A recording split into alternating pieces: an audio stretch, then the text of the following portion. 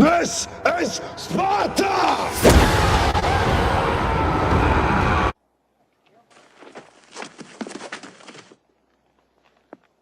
Hey, boys! Look what I got here. Hey, where are the white women at?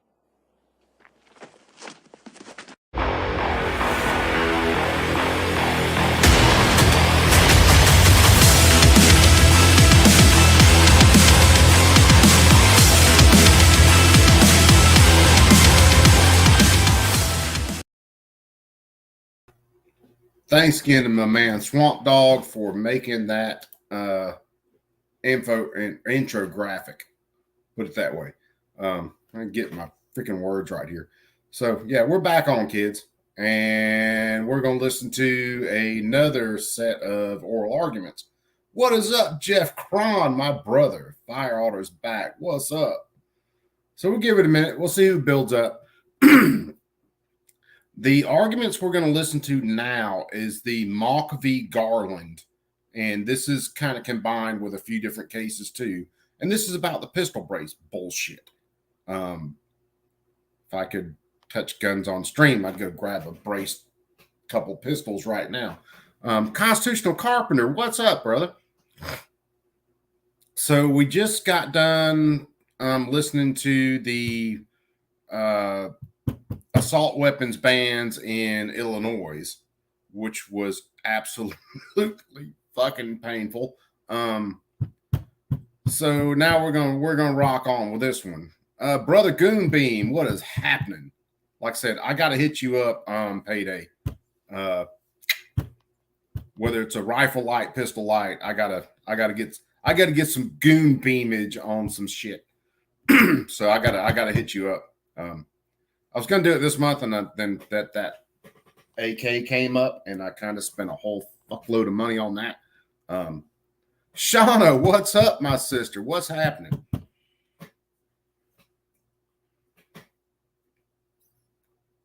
Like I said, we'll give it a minute. We'll see who builds up, and then we will get these oral arguments rolling. It is awfully cool, though. That you guys will step in to listen to these oral arguments, because it's something most people aren't exposed to. Not everybody is as nerdy as me about the courts and everything, and you guys stepping in and watching this shit with me is it's fucking cool. It really is, and I appreciate the shit out of it. I wish more people would do it. I wish more people would actually listen to what's going on in the courts and stuff. But you guys that do step in for this stuff, man, you guys are fucking rock stars.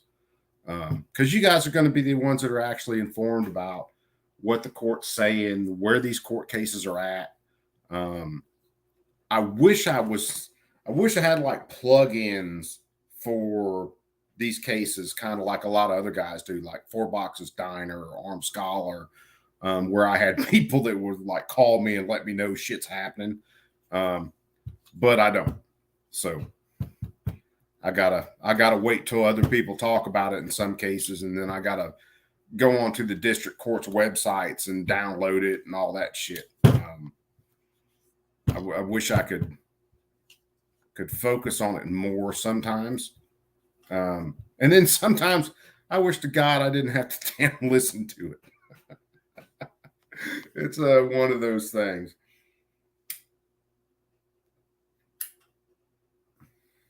But yeah, Goon, I got some pistolage. I know I got to throw a light on, and you got the like TLR size lights, and shit, there's a couple other rifles I got to throw some stuff on. So yeah, I got to hit you at payday. I wasn't expecting to spend, $800 this month on an AK, but I couldn't let that joker go. So is what it is. Da da da da. Let me see. Let me go ahead and pull this up. Oral argument. And we'll get it ready to ride.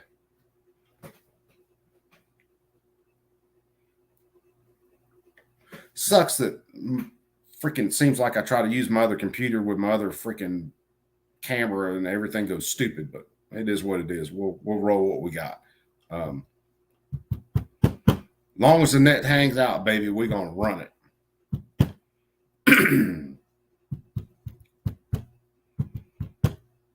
All right. So this is Mock v. Garland. This another set of consolidated cases on the pistol brace rules that are coming down. This is Fifth Circuit, I believe. I can't. Man, my eyes are shot out. So Fifth Circuit, I believe, and they are a whole hell of a lot more friendly to our rights than the Seventh Circuit that we just listened to. But you will hear some shit in this case that makes you just want to go, what the yeah. Let's rock and roll. Let's listen. Mock versus Garland. Mr. Let me know if you can hear this, okay?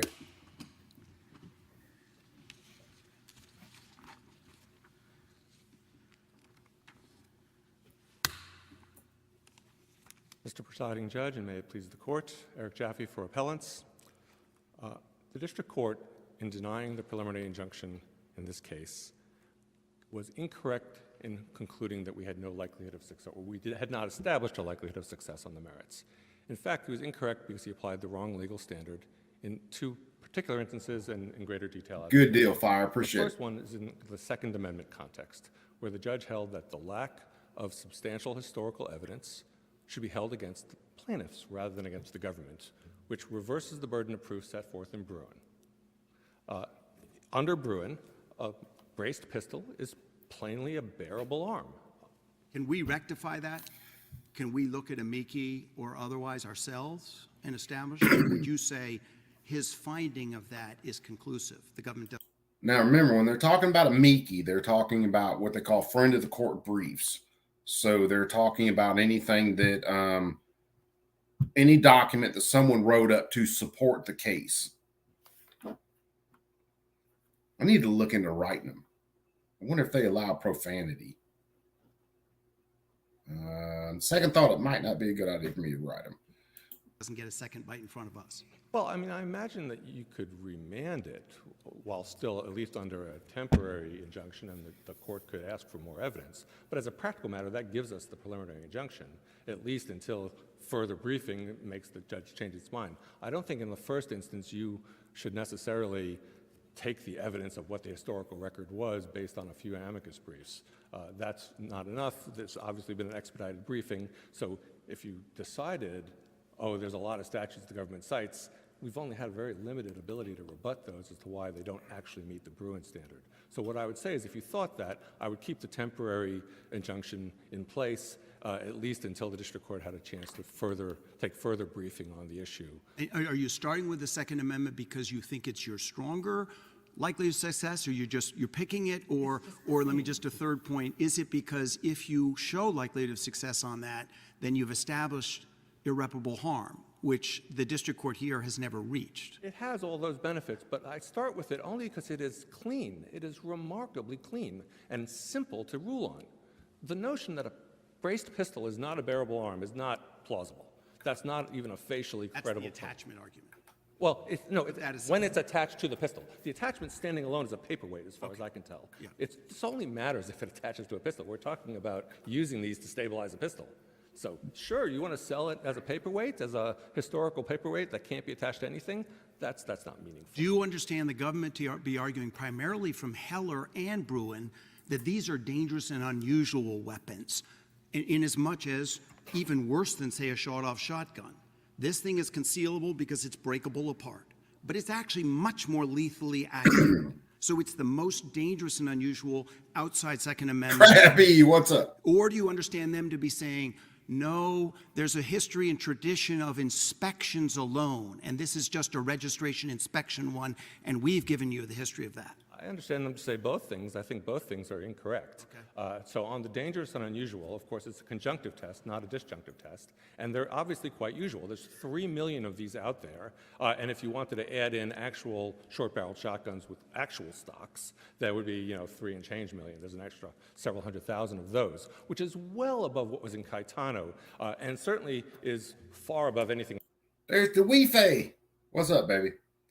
But yeah, there are way more than 3 million out there, especially when you consider 3D printed guns and 3D printed braces.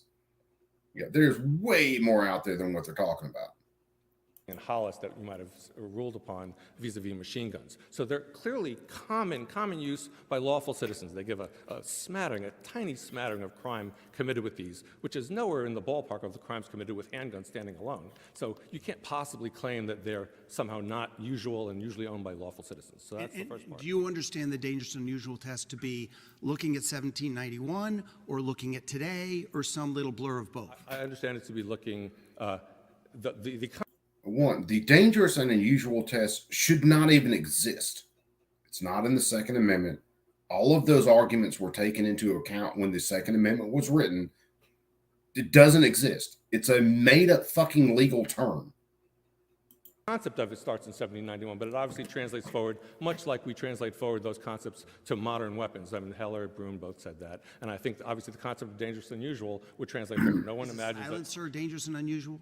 I mean, there are a lot I of... don't know whether it's dangerous and unusual. I haven't done the research on how many silencers are out there, whether a silencer is really a pistol break. There's a lot of questions there. But on this, let me just say, it's clearly usual, which is enough. But even on danger, the danger argument is not plausible because they concede that I can take the brace off and have the exact same AR pistol, which is the same ammo, the same gun, the same everything else, the same magazine, the same lethality. The only thing that's there is that it's not stable, which means I can't control it as well. If anything, that pistol without a brace but that works both is more ways. dangerous. You're not arguing that if it's a pistol with a stock, it's not dangerous. You're acknowledging that, right?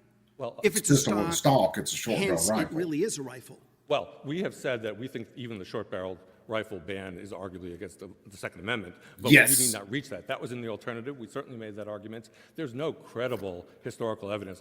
You're going to hear in this set of oral arguments, in a lot of cases, much more capable lawyers, like him right there, saying, "Yeah, well, we don't believe that short barrel rifles should be under the NFA." You're going to hear a lot more capable lawyering in this case.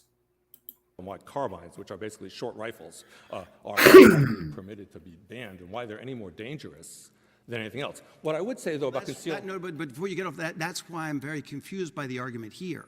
Because unless you do argue that the stock itself, so the whole framework of the NFA, Congress's determination that a short-barreled rifle is inconsistent with Bruin, isn't ATF by this final rule just saying, show us your braces? Because under Part 1 of the rule, if it doesn't have a rear surface area that pushes into the shoulder, you don't even look at the 6 criteria. You get to keep it.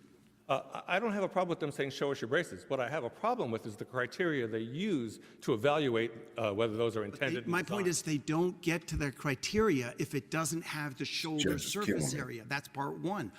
There's nothing discretionary without that. Define shoulder surfacing area, because I can take the buffer tube and just put it against my shoulder and put my cheek on the buffer tube and still fire the gun. Still fires the same caliber, still does the same damage, still same accuracy, whole 9 yards.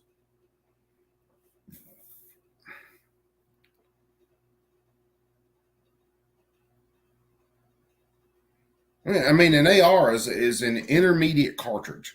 So it's not a full power rifle cartridge, and it is not a pistol cartridge. That's the definition of an intermediate cartridge.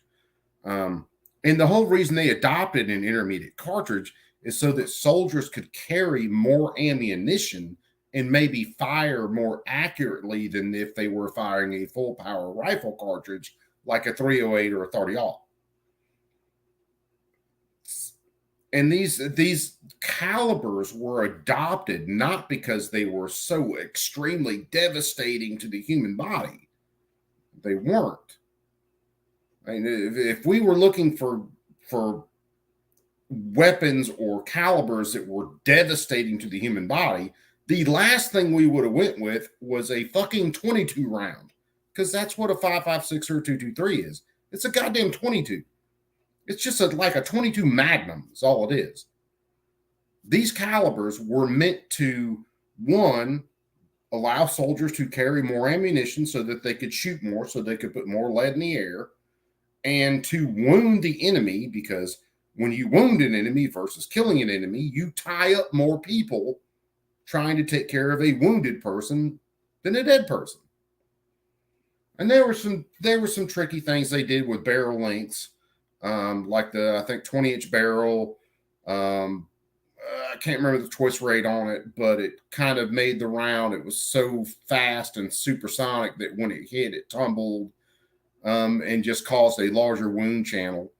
That was the point of the original M16s with their barrel lengths, the A1s and shit like that.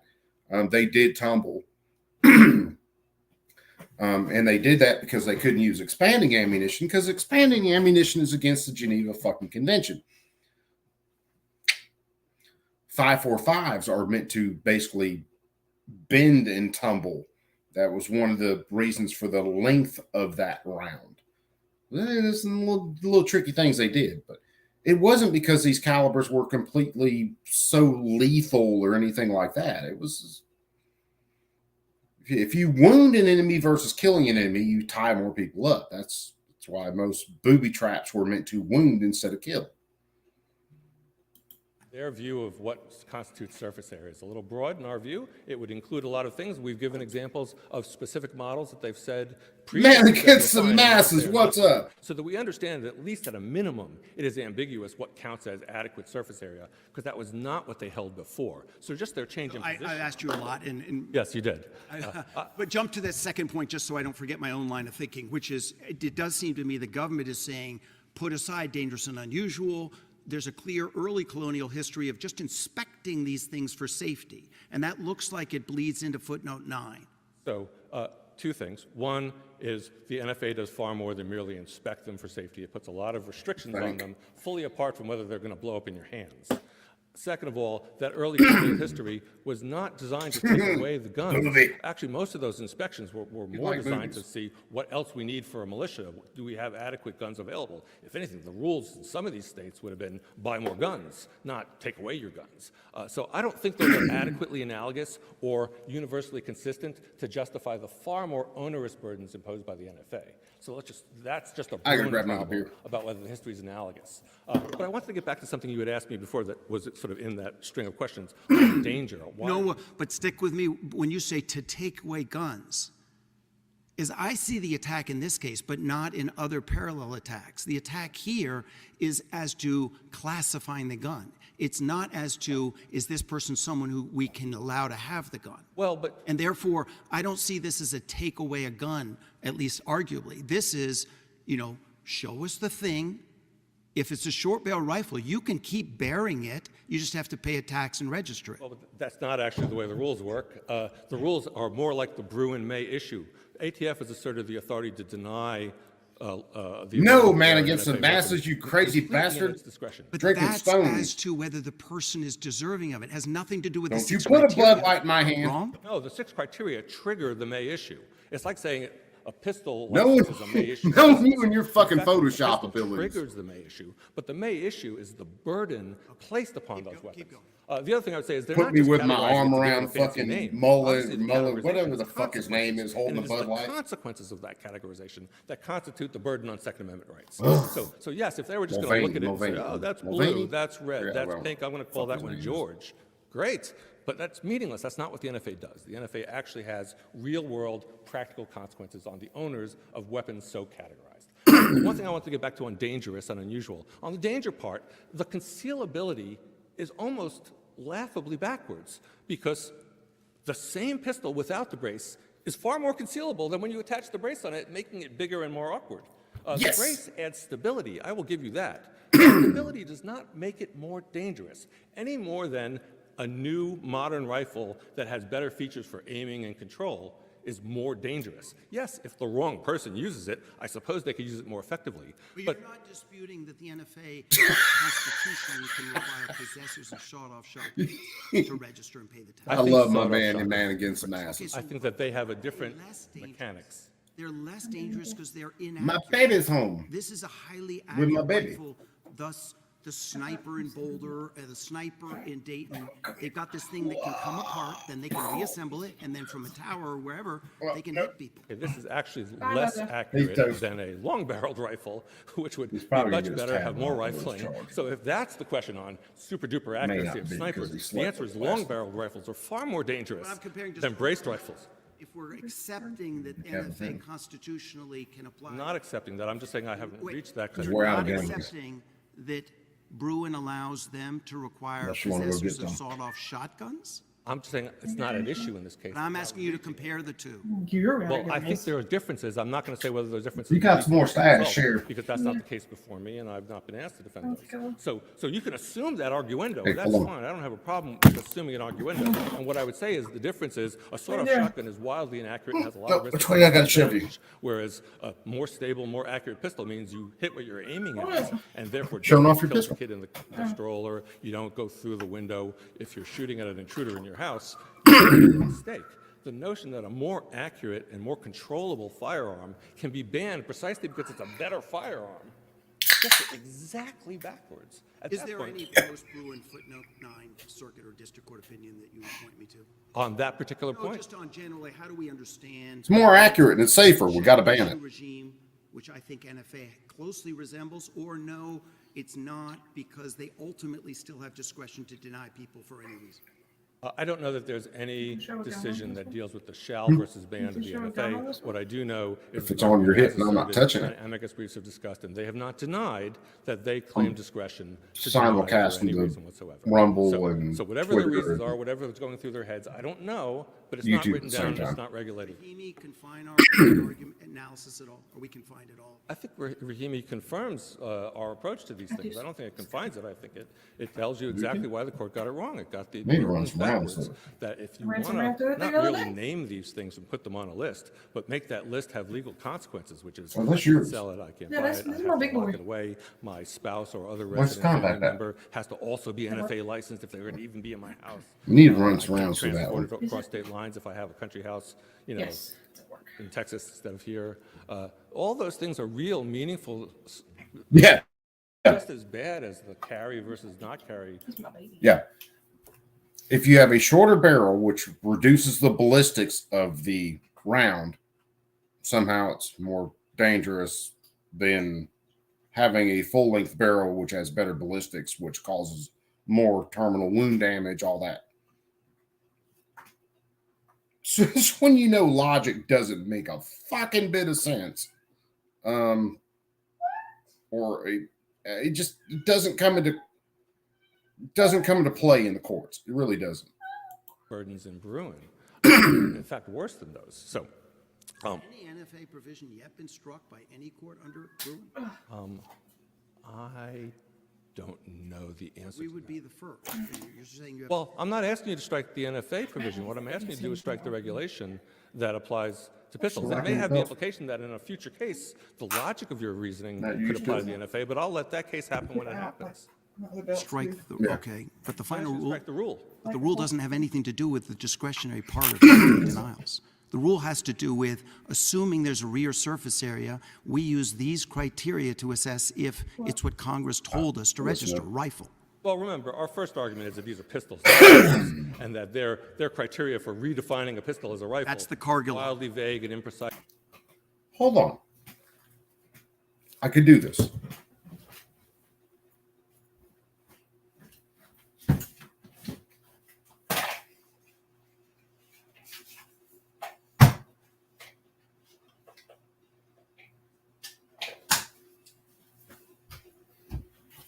Okay. Just had to pull one real fast. Not that one. I didn't pull it. Pulled one of these. So define rear surface area. Get a definition for that. Hold on. I can grab something else. Give me a sec.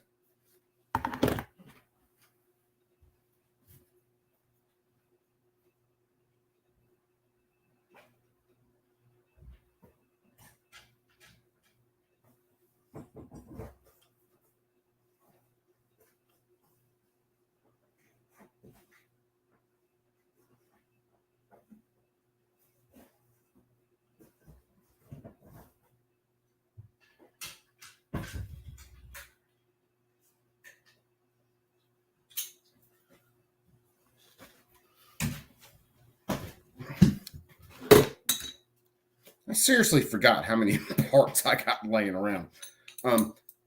But this is standard buffer tube. I can put this against my shoulder, still fire the gun. What if I wrap that in paracord? So give me an absolute definition of surface for that, because this goes on something like that.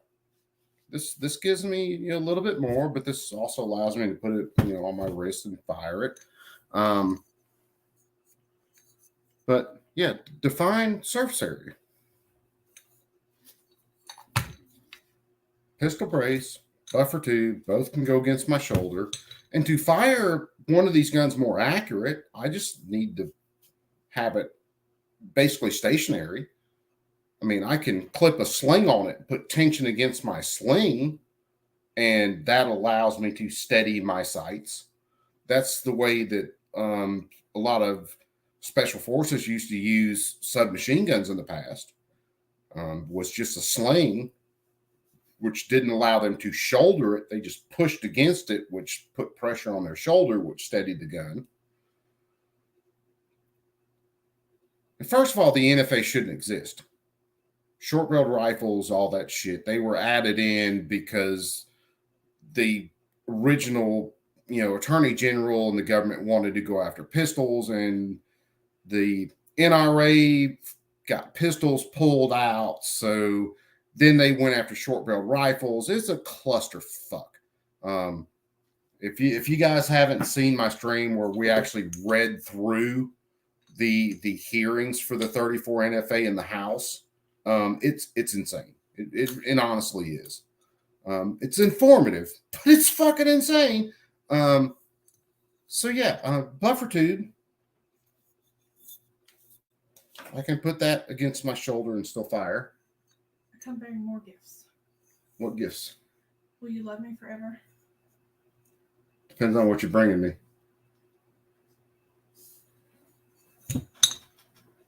Oh, mom gave you the coffee pot? Okay. Yeah. My mom got another coffee pot and sent me hers, and it's got the Keurig on one side and the fast drip pot on the other. Badass coffee pot. And I do love coffee.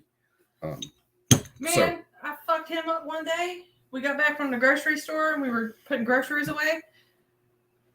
And it was just like one of those organic things that just popped in your head just real quick. I went, why'd you get decaf coffee? Yeah, dude. They'd like to kill messed him. Me up.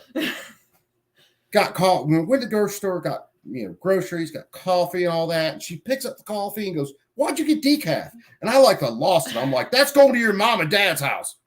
It wasn't decaf. No. She just tried to make me have a fucking stroke. Damn sure did.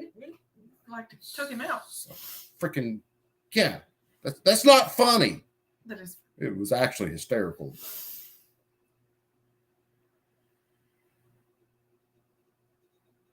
Yeah, well, that's the thing, Matt. There's no real definition on that.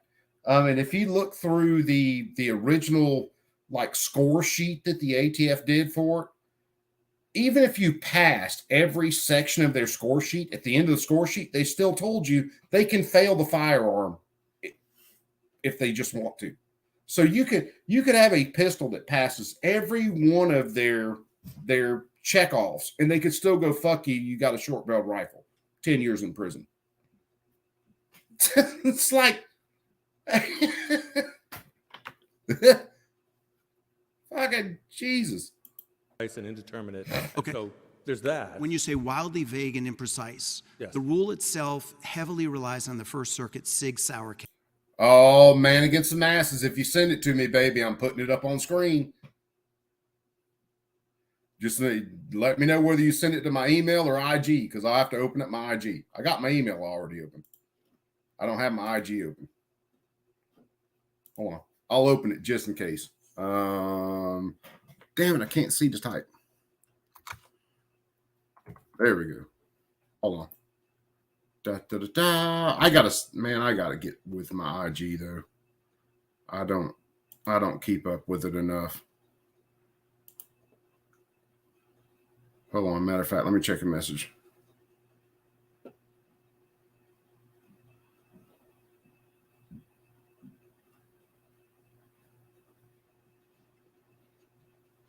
All right, so I gotta shoot dark text. Matter of fact, I gotta fucking.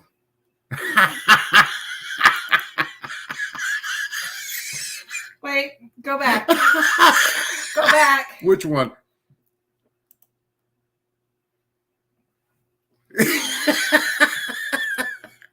Hold on, where's the other one? Here it is. Okay, so we got to show off a couple. We got to show off a couple. God damn it, because it's funny as shit. Let me do a screen share. Let me pop over. Screen share. We're gonna do Instagram chats. So yeah, this was my man against the masses. Give me the tramp stamp. Love you to death. Hold on, what did the shirt? Okay, he put Cooper there. Okay.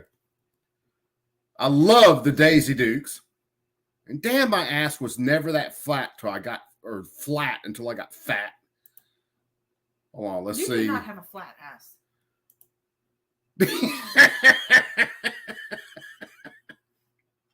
That's the original time I dared him to give me a tramp stamp. He gave me a tramp stamp. And then now look at this. He puts the rainbow Bud Light in my hand. Oh, man against the masses. I love you. You are the man.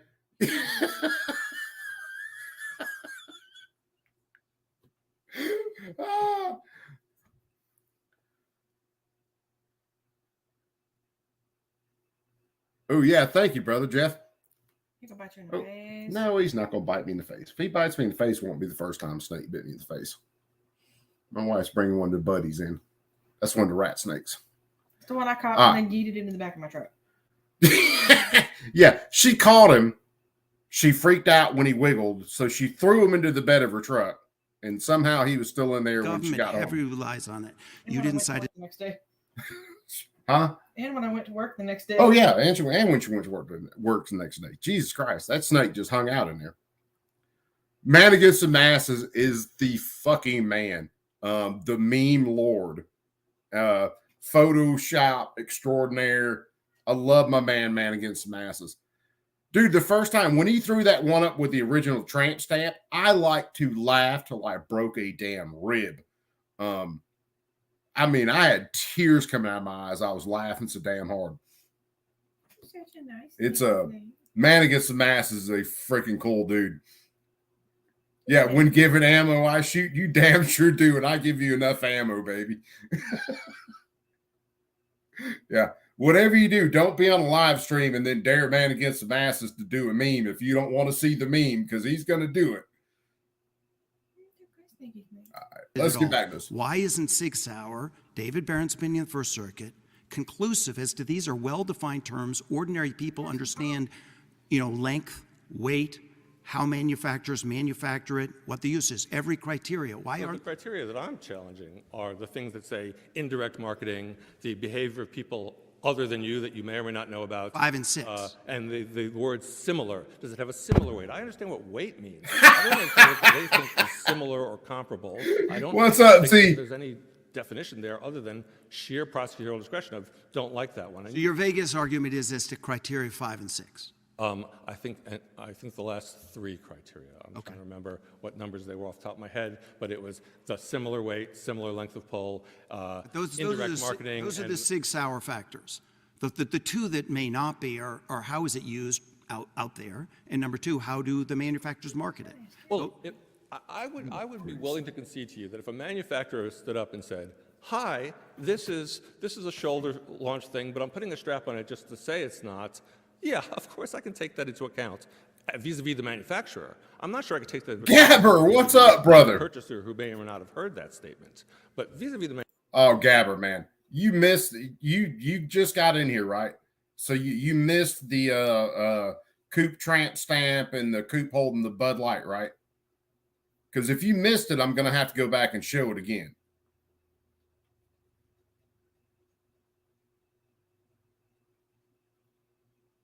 And this is a keystone, kids. Oh, you missed it? Yep, Gabber. We got to go back. Hold on. We got to do the hold on. Let me make sure we're sharing it right.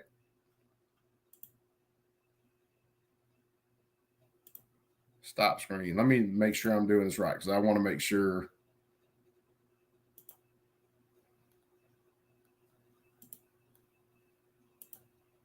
All right, so now we're sharing. Okay, let's go back. Hold on. Oh, I forgot about this one. I've got this thing protruding from my navel. That's when I flashed Man Against the Masses. God, he sent me out. Hey, man, he's that's the one with Dark. That's accurate. The chicken coop. Yep, that was a good one. Hold on, where's the wolf one he did? Oh, there's one of them. That was a coyote one. Let's get back down here though. Let's get to the meat and taters of this situation. All right, first we go with the tramp stamp.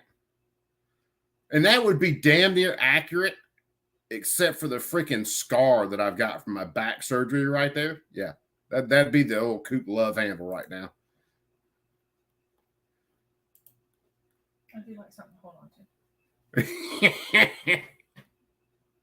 You're not laughing at me, are you? Yeah, I am laughing at you and laughing at this at the same time. That's when I dared him to give me a tramp stamp. And then here we go with the pièce de résistance. The Coop wearing the fucking I didn't even notice that. The her Bud Light. God damn it, man. That's almost painful to look at if it wasn't so goddamn funny.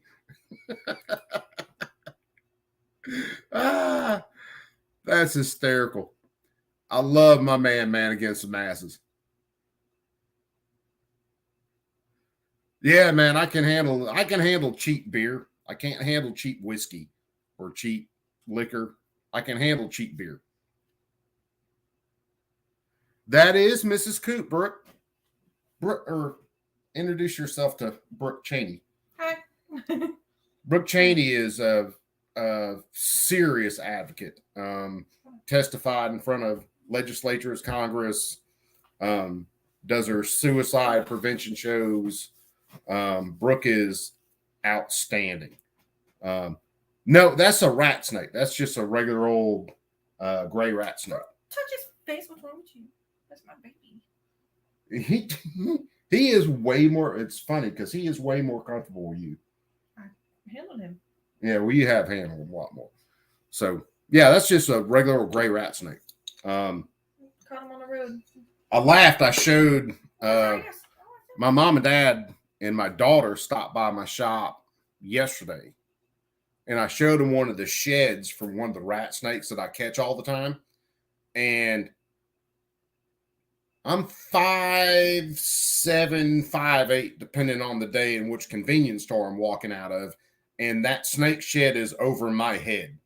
So he's at least 5'10". He's a big boy. I've caught him plenty of times. The last time I caught him, he ate a meal so big he couldn't get back into the normal hole where they go into. Hey, we'll catch him. And I caught him and got to play with him for a little bit and then let him go on the wood line. But yeah, it's I'm a snake dude. I love them. We have rat snakes in our basement, but not on purpose. The best way, if you have rat snakes, the best way to get rid of rat snakes is to get rid of the rats. And that's hard, but that's the way to do it. Because if not, they're going to be there. We had one, that snake was at least 6 foot long. And our goofy chicken started laying eggs on the porch. Because we got to come up some stairs to get to our front door and where the porch is. And the chickens got to laying eggs up there. And the rat snake that was up there getting the eggs was massive. He's one of the bigger rat snakes I've ever had my hands on. And I've had my hands on some fucking huge rat snakes, like way over 72 inches worth of rat snake. And he was about that size. What are you doing? But he was cool shit. Catch him. You know, he's just nice and chill until he started puking eggs up On the carpet. on the carpet in the house. And then I had to take him down and let him go. Was that the same one that ate the fake eggs in the I think so. And hopefully he passed those. No, because the big one that was on the porch, that was after the one in the coop that ate the fake eggs. That was after that. It might have been. So if it was the same one, obviously he. Yeah, definitely bummer for the carpet, Brooke. Yeah, definitely. Yeah. What can I say? I ain't right in the head. All right, let's pull these oral arguments back up. If they sort of admit, yeah, this is a rifle, it's a short-barreled rifle, but I'm going to call it something else. But let me tell you, even there, by the way, in Thompson Center. What's your best vagueness case? And then I think we're getting close to the APA claims. Okay, let me stop that right there for a sec. The Thompson Center case that he mentions was a case about constructive possession, where Thompson Center had a kit that they sent you that had a single shot that you could put a rifle barrel on, or you could actually had a pistol with it. And the ATF said it's constructive possession because someone could take the short barrel, put it on the rifle receiver, and have a short barreled rifle, even though this thing was a single shot. And Thompson argued that out. Thompson ended up winning it. But it was, man, it was a long, drawn out deal. Matter of fact, we listened to the Thompson Center case on the channel one night. It's very interesting, but it's a long, drawn out deal. And it was all about the constructive possession, that if you have the parts, you have the thing. And luckily enough, that one got shot down. Don't worry. I think Judge Smith has indicated, especially because I'm consuming a lot of your time, you're going to get more time. I think my best vagueness case is Cargill. I mean, this is almost on all fours with their attempt to expand the definition of machine gun. Yeah, and Cargill, remember, is the bump stock case that's still active. In terms of, is it vague or is it not vague? If we're asking, is there ambiguity in the definitions such that we need to have a rule That was, can it be fired automatically, single pull of the trigger? Here it's, does the item go on the Don't shoulder? know or not? how I'd get like did their indirect marketing, whatever that don't means, think they're suggest meant that to it was stay intended wet. to do that and designed to Actually, look, the example we give in our suppressors brief being of wet's Pittsburgh's not a patent that we showed, bad thing. the notion Per that was se. intended But if it's to not a be suppressor from the that you shoulder can when it break has a down, hole in the didn't middle look that you're like supposed to it. put your arm through. I then think probably on the its best face thing it's you can do horrible. is And so if all of a freaking sudden these other vague factors hit it with a bunch of brake override clean, what the maybe obvious ultrasonic design clean it, features are, let it dry, that's a and call it a meaningful day. problem, for whether it's lenity, whether it's void I ended up vagueness, not cleaning whether it. it's statutory delegation, it Clean doesn't but I matter. don't think it's going to be a good idea. Causes of action I'll just are worry about it. functions of ambiguity and vagueness. Right? His gun was Well, they're all part of way APA, right? overreacted. Because remember, I'm interpreting the statute under the APA. filthy. Your primary APA What was it on? here. That the statute What? properly It construed. was on AR. That the statute Okay, yeah, well. properly construed, narrowly. ARs, AKs. I mean, not allowed unless to you got rule. an adjustable That's gas the block, APA, tend to be contrary- I'm overgassed. sorry. Yeah, he's got one So it's on there. legislative, not interpretive. You is what mentioned. you're saying. you checked Yes, that? what I'm saying is constructive. I Looking think, at it, I can old tell it's law school thing, I overgassed. think of interpretation versus construction. This sort of falls into the construction Did you and legislative is what we call it now. But But, when there's ambiguity that needs gap filling, I cleaned it you and need all to that. construct the bridge in that I gap. can't really Interpretation accurately says, adjust the what gas does weight block mean? And I say weight means mass, or without weight shooting it, means 'cause he wanted to pick weight it depending right whether there. you're on the moon or here. That's Yeah, no, interpretive. you got to be able to And shoot it. figuring out which No, one they but, meant. I mean, But when the screw had interpretation backed is, out, do what you want. What if the so it statute was said, wide do whatever you open. want, stop bad I guns? was fixing to say, why can't he That's adjust his gap own? filling. I know what Well, bad means. never Bad mind. means bad. You don't Well, like he it. was- But he it didn't know leaves which so way to much turn it. room for well, I screwed it in all the way and then I backed it out one full decision-making turn. that- And I that told him, becomes just constructive, put not one bullet in there with a mag, Impose any legal shoot it. If obligation. it locks back, it's fine. If it doesn't Well, lock all the way back, unscrew I it a little believe bit. it does. and then So anyone keep who doing got that a until it prior finally locks back. Yeah. That should ruling be letter on Yeah. whether or not about where you want it. the thing they manufactured You're was a starting to proper squeeze my brace neck, or an and I improper really stock don't. attached to a pistol. They could rely on that in terms of if they ever were prosecuted. Not being They mean, it's revoked just all grabbing. that. It's just So it hanging. plainly changes the legal I'm tiki consequences about of my the neck. existing rules. It also, by the way, just changes the Code of Federal Regulations.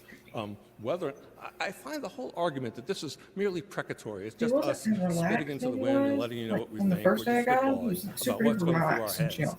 to be I wouldn't have kept it. bizarre at best. He's just I mean, so that was chill. the case in Cargill, by the way. The government made When, the same argument you know, that we're this not was merely feeding him interpreting. with That tongs didn't and stop shit, and he gets all anyone spicy. from reviewing it and deciding, but it had real legal consequences at a minimum, because what it did was threaten people who were previously obeying the law with prosecution. And I think If you convince us that it's constructive, substantive, legislative, you've still got to show that it's not a logical outgrowth.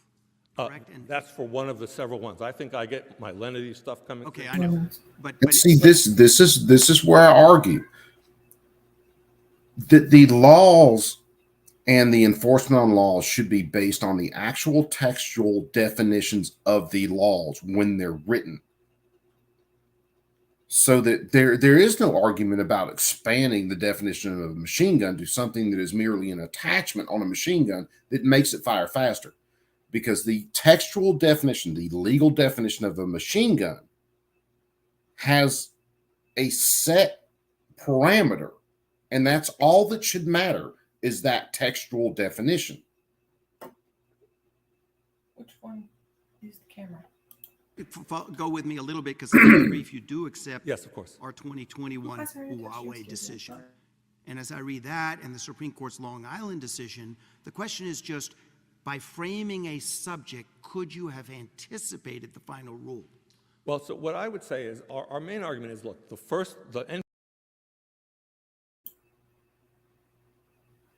He's just hanging there. But he looked dead. Yeah, Brooke, it is. But yeah, good luck. Of course, any video you can shoot, freaking post it. Because we'd love to see it.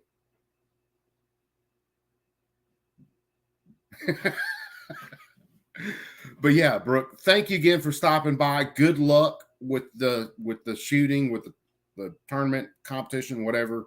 I'll put it one way or the other one of these days.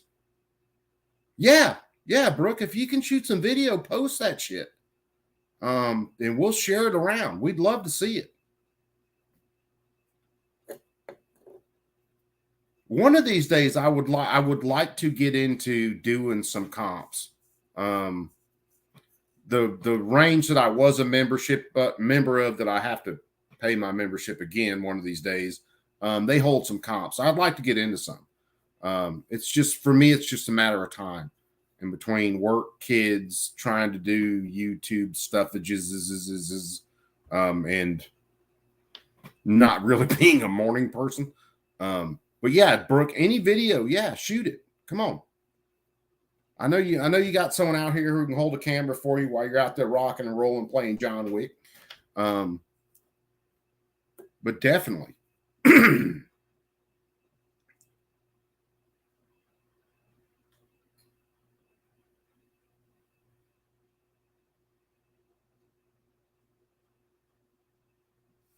Yeah, it's something I got to get. It's something I've got to do. I've got to make my mind up and do it.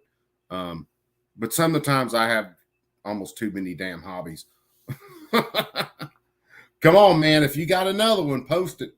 We're going to run some more of this, but post another one. PRM had a point system that was discrete and concrete, and you could just add up the points and have an answer. And they said that was important. It wasn't merely happenstance. It was very important to have. But again, he's talking about the score sheet there. Again, you could add up the points and get an answer, but even if you passed their point system, they could still, at the end, say you had a short barrel rifle. So even if you passed the test, they could tell you failed.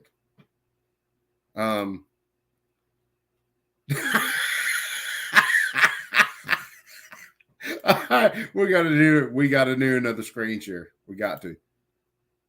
Back to the Instagram. Oh my God.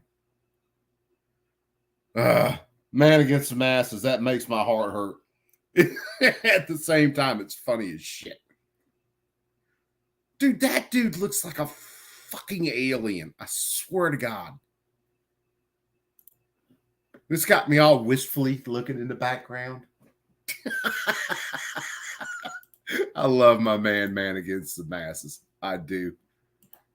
Answer to give the uniformity they claim. Oh, it's still pretty damn funny. Literally rip the heart of the importance out of it and say, well, instead of having a concrete rule with point system, Gabber, which holster did you get, brother? We're just going to have those factors however we see fit to apply them. Maybe this one weighs, maybe this doesn't. Maybe one's enough, maybe four's enough. Nobody knows. That is such a dramatic change. Nobody Even if all knows. the factors were the same. The notion that trouble you went I'm from in. a concrete rule that's predictable, and by the way, fits with things like lenity. Galco mine and clampus. people being So able to that's perform these behaviors. that's the shoulder holster, right? One of the shoulder holsters. To something that did, I mean, a minimum one of the comments would have been, are you kidding me? How can a law-abiding citizen know whether or not they're violating the law? At least with the Right, point but- system, I could add it up. Under Huawei, we look at the comments, and I think it was you filed on behalf of the plaintiff coalition. That's The it. whole Yeah, thing was man. about way too That's discretionary, slick. way too ad hoc. And then you have a lot of comments saying the worksheet is wrong. So just since you're focusing on that, let me read one. I'm opposed to the proposed rule. This rule proposes a somewhat hard to follow point system, where if the gun scores 4 points or more, it would automatically be considered an SBR. So the comments fully, everyone was aware of discretion, too much discretion, worksheet good, worksheet bad. So you get a final rule that says we're going to remove that thing that people oppose. Well, but I think the comments sort of said, look, you have something that tries to be concrete and you just didn't quite get there, so we'd like you to get there more. Hell yeah, Gabber. But you got to figure, man. By the time you pay for the gun itself, paying some extra money to get something to actually carry it with is more than worth it. More than worth it. And most people that I know of we're gonna run through a few different holsters before we find one that we really like. But with you, you're like ride motorcycles and stuff like that. That shoulder holster ought to be really nice for you. And who knows? Maybe one of these days I'll get a Beretta and I'll get me the whole shoulder holster set up too. Maybe make my boobies stick out. Clearly. And for the response to that to be, you know what, we're just going to throw out all clarity and make it a grab bag of things that we can decide whenever we want, that is not a logical outgrowth, even of the comments. We would have had far more comments and said, not only is it difficult to follow, but now you're getting into wildly unconstitutional territory. What's your best circuit case about this is wildly dissimilar, we couldn't have anticipated it, hence it fails the logical outgrowth test? What case would you point us to? I don't know that there's one about whether you could have anticipated it at all, though I'll have to get that for you. I don't know off the top of my head which the best case of that is. I apologize. If there's no further questions, I see my time. You still save your full time for rebuttal. Thank you, Your Honor. Mr. Bosch? Okay, so now we get to the state arguing You have their your full 10 case. minutes as amicus. Thank you, Your Honor. Ryan Bosch for this, on behalf of the state of Texas as amicus supporting the appellants here. I'd like to focus on two more reasons that underscore why. I forget. This is another consolidated case. So I'm sorry. This is the lawyer for the state of Texas actually agreeing with the appellants, the people suing the government to stop this case. Why you should rule for the appellants on their statutory argument specifically. And then if I have a moment, I'd like to address the proper remedy. So as to the statutory argument, first, the rule of lenity and basic guarantees of fair notice command a ruling for the appellants. And second, All right. So do you guys, before we go through it, do you guys remember what the rule of lenity is? The rule of lenity is if a statute is not clear, then basically it's not the tie. It's kind of the tie goes to the runner, which means the government should side on the person being charged instead of siding in the government's favor. So if something is unclear, then it goes to the person who's being charged versus going with the government.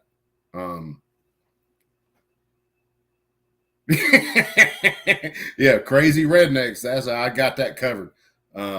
Show enough. And actually, it's coon ass, which is a whole nother type of redneck. you should also rule for them as a matter of constitutional avoidance, because if the brace rule is upheld as within their statutory authority, it's going to create multiple severe constitutional problems. You already heard about the Second Amendment, and I'd like to talk about the taxing power here. So starting with lenity. This statutory interpretation doctrine exists to ensure that persons are on fair notice of what is criminally prescribed, and for at least 3 reasons that fair notice is lacking here. The first reason is that ATF has repeatedly provided assurances to gun and brace owners over the past decade that the addition of a stabilizing brace does not render a pistol a short-barreled rifle. They said, and this is their words, that even if the owner, quote unquote, uses the brace improperly for shoulder firing, it does not become a short-barreled rifle. They also recognize that a stabilizing brace is not designed to be shouldered. Again, that's their language. Is your argument right now grievous ambiguity, or is your argument sort of estoppel, reliable interest, this is a volte-face? What are you arguing now? That this fits under grievous ambiguity? And if so, what terms? Well, we certainly believe that the ATF's previous representations about the statute, about stabilizing braces, create the kind of grievous ambiguity that is necessary to trigger the rule of lenity. But more fundamentally, the rule of lenity is about fair notice. And no one who owns stabilizing braces, according to ATF, it's over 3 million people before they promulgated their final rule. None of those people could have plausibly been on fair notice that those stabilizing braces, if connected to a pistol, would create a short-barreled rifle. And now ATF is telling those people, you don't register, you're a criminal.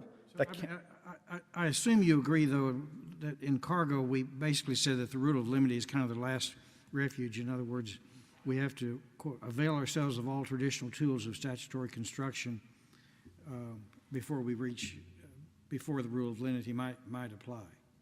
That's right, Your Honor. And we think that the Thompson Center case illustrates how, even if you do employ all the rules of traditional statutory construction, that you are left with an ambiguity here, because the Thompson Center case, of course, as we've described in our briefing, illustrates pretty clearly that if you've got a combination of parts that can be used to create a short-barreled rifle, but also could be used to create something else, then as a matter of statutory interpretation, applying the rule of lenity, you do not have a short-barreled rifle subject to regulation under the NRA. I don't know how ATF gets away from this problem. Okay, here's something with constructive possession. When you order an AK parts kit, like a Romanian parts kit, Polish parts kit, whatever, they take the gun and they cut the barrel, which is sad. They cut the receiver in a couple places. They throw all the parts in a box and they send them to you. So the minute it gets to your door, believe it or not, if you get a complete kit, you will get the rate reducer and the auto sear for that gun in that kit. By the this is the funny thing. I'll drill into this and then I'll go to the rest. So by the ATF's own interpretation, the barrel of a imported gun like that, imported part kit, the barrel has to be cut into pieces because it was part of a machine gun. But they will send you the auto sear with it. I've had a couple that came in kits. I don't know where they're at. They're fucked off. They're somewhere, gone, whatever. But by the ATF's interpretation with this whole constructive possession bullshit, the minute I grabbed that box from my mailbox and went to walk into my house with it, I am in constructive possession of a machine gun since I have all of the parts to make a functional machine gun. That's constructive possession. Doesn't matter how long I have it in my possession, just the fact that I have it in my possession. Think about how crazy that is. I mean, it readily convertible. So something readily convertible to a machine gun. Think about it. With the right parts, I can turn any semi-automatic AR into a machine gun very easily. In some cases, with a rubber band. Depending on the bolt carrier group and all that, I can rubber band my disconnector and I have a full auto machine gun at that point because I put enough pressure on my disconnector where it will let the gun run. This whole thing about constructive possession is insane. It's like saying I have bombs in my house simply because I have household chemicals that could be turned into a bomb. And most of us have household cleaners in our home that in the right proportions, in the right mix, could make a very nice bomb. oxidizer, accelerants, all that shit. We have all of that in our kitchens. So that's like you go into Walmart and you buy a bunch of shit to clean your bathtub, your toilet, you clean your sinks and all that. And the minute you get home and walk in your door, the ATF kicks in your door and says, you have bombs. And you go, what the fuck do you mean I got bombs? All I got is, Clorox and this and that and that. And they go, nope, you got bombs. You constructive possession, motherfucker. You have the materials to make bombs. It's been a while since I've looked into some of this shit, but yeah, your average household chemicals will make a nice fucking boom. And there are a few others that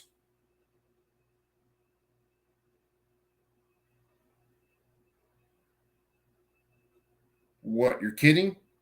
About what? No, I'm not kidding at all about that.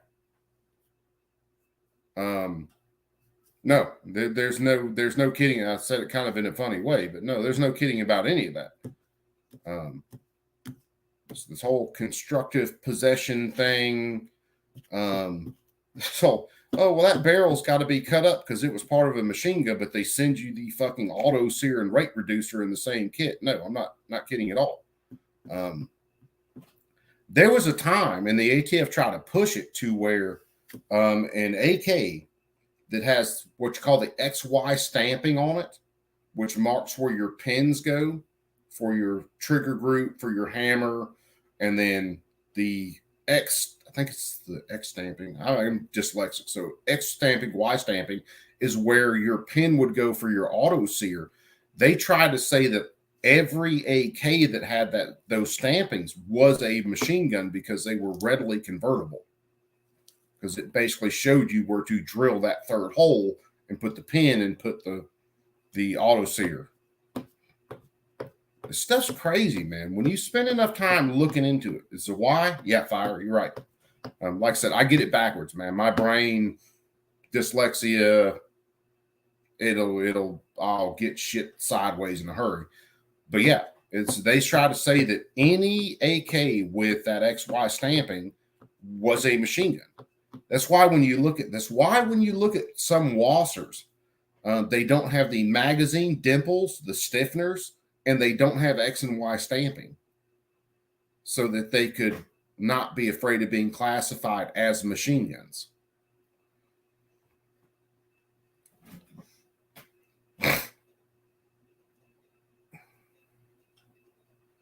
Yeah, dude. Years and years ago, when the internet was young, and you could download a lot of stuff and not necessarily be spied on, one of the things I downloaded was the Anarchist Cookbook, either off of LimeWire, Pirate Bay, something like that. And yeah, reading through that and looking what you can do with average household chemicals, it's amazing what you can do. And I studied, not for anybody but myself, I studied on basically like improvised explosives and stuff, behind enemy lines kind of shit. And hell, I think it's just iodine and ammonia will create a pretty explosive gel that when that gel sets and hardens, it becomes very unstable and will explode. When it's wet, it's very stable. When it dries, it's not stable. You can actually distill down urine to make ammonia crystals to make a bomb. And that was done behind enemy lines. People use human urine, they use cow urine and distilled it down to get the ammonia crystals. Yeah, this stuff's it's interesting. I'm not smart enough to know all of it, but it's very interesting to study. It's how you also know that, yeah, you could ban every gun in the United States. You're not going to save a single fucking life. Not a one.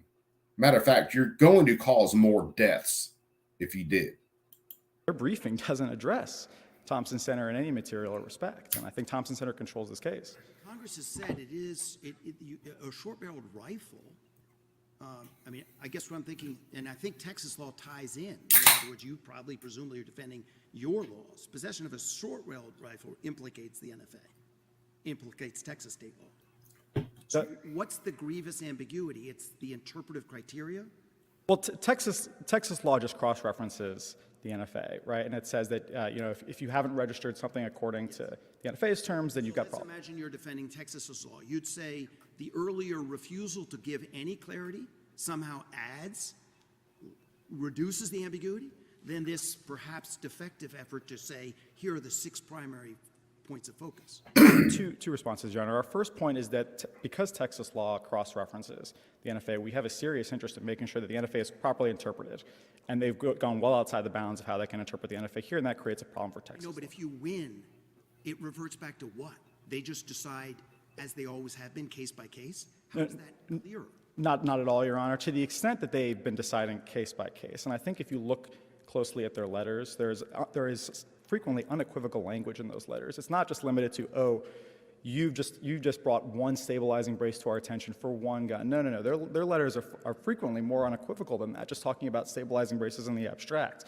But to the extent they've been talking out of both sides of their mouth in the past, and granted they have been, that cuts against them under the rule of lenity. It can't possibly be the case that they aren't making an arbitrary and capricious argument. Well, I think this goes to statutory interpretation, Your Honor. I think this was a significant factor in the Cargill case, the fact that the agency had been speaking. Cargill's 922-0. I mean, that's a felony offense to have a machine gun. Here, it's a felony offense to have a short-barreled rifle, too, Judge.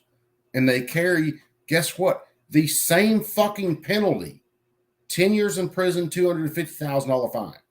It's the same thing. If it's a machine gun or if it's a short-barreled rifle, they're both NFA violations. And see, this judge is acting like you get caught with a short-barreled rifle. There's no harm, no foul. It's just this. It's not a machine gun. No, Judge, they're the same fucking penalty. It's a registration scheme, and Texas itself presumably has been applying its own laws to persons who do have short-barreled rifle. And so what I'm confused about, I think you can understand, is as far as I see it, this initiative is just, here are some criteria. They limit us somewhat compared to what it was. But is Texas's goal here to get back to black box? Let me talk about their criteria, if I may, for a moment, Your Honor, which is their criteria really creates much greater problems than existed previously. And the reason for that is because the only one of those criteria that appears to be mandatory before they conclude a weapon is a short-barreled rifle is the first one. And the first criteria, as we've discussed in our briefing, just says that the brace allows for a holder to shoulder fire the rifle. Well, right? Mechanically, it's got a rear surface area. It's like a stock. Right. That's well, I would again define rear surface area. And even when the ATF tried to define rear surface area, they still said you could pass every one of their tests and then still fail at the end. Rear surface area is a joke.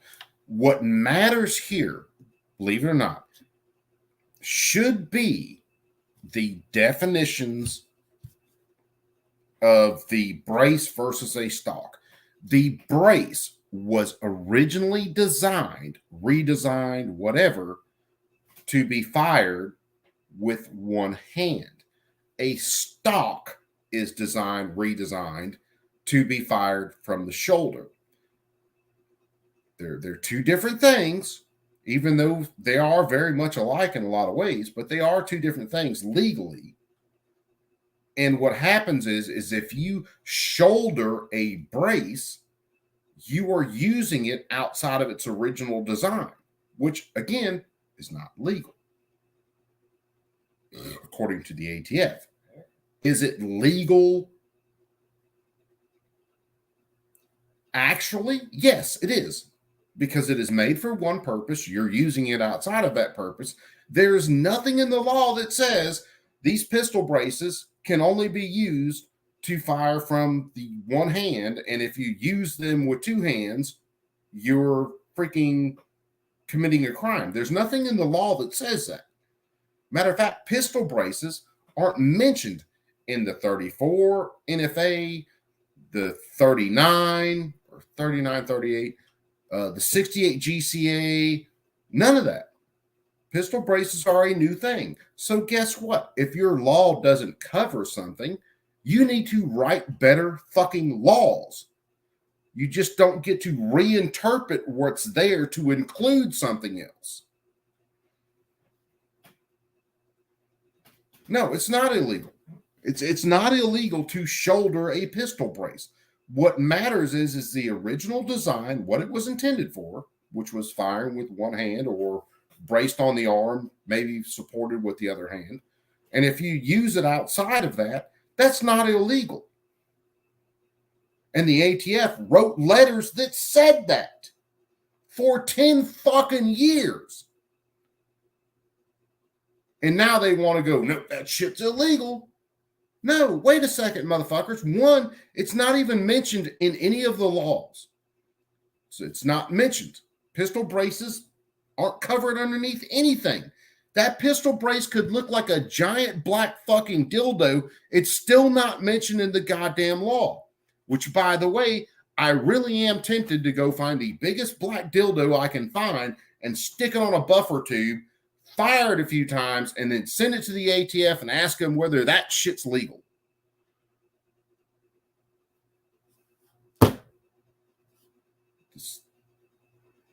The definitions in the law, the text of the law is what should matter. Not the intent of the law, not the spirit of the law, all this bullshit they try to get into.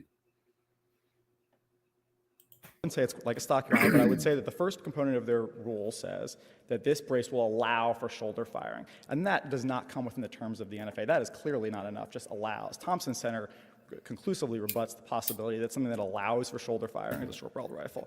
Then you get to their other 6 factors, and they don't tell you that any of those other 6 factors count for anything.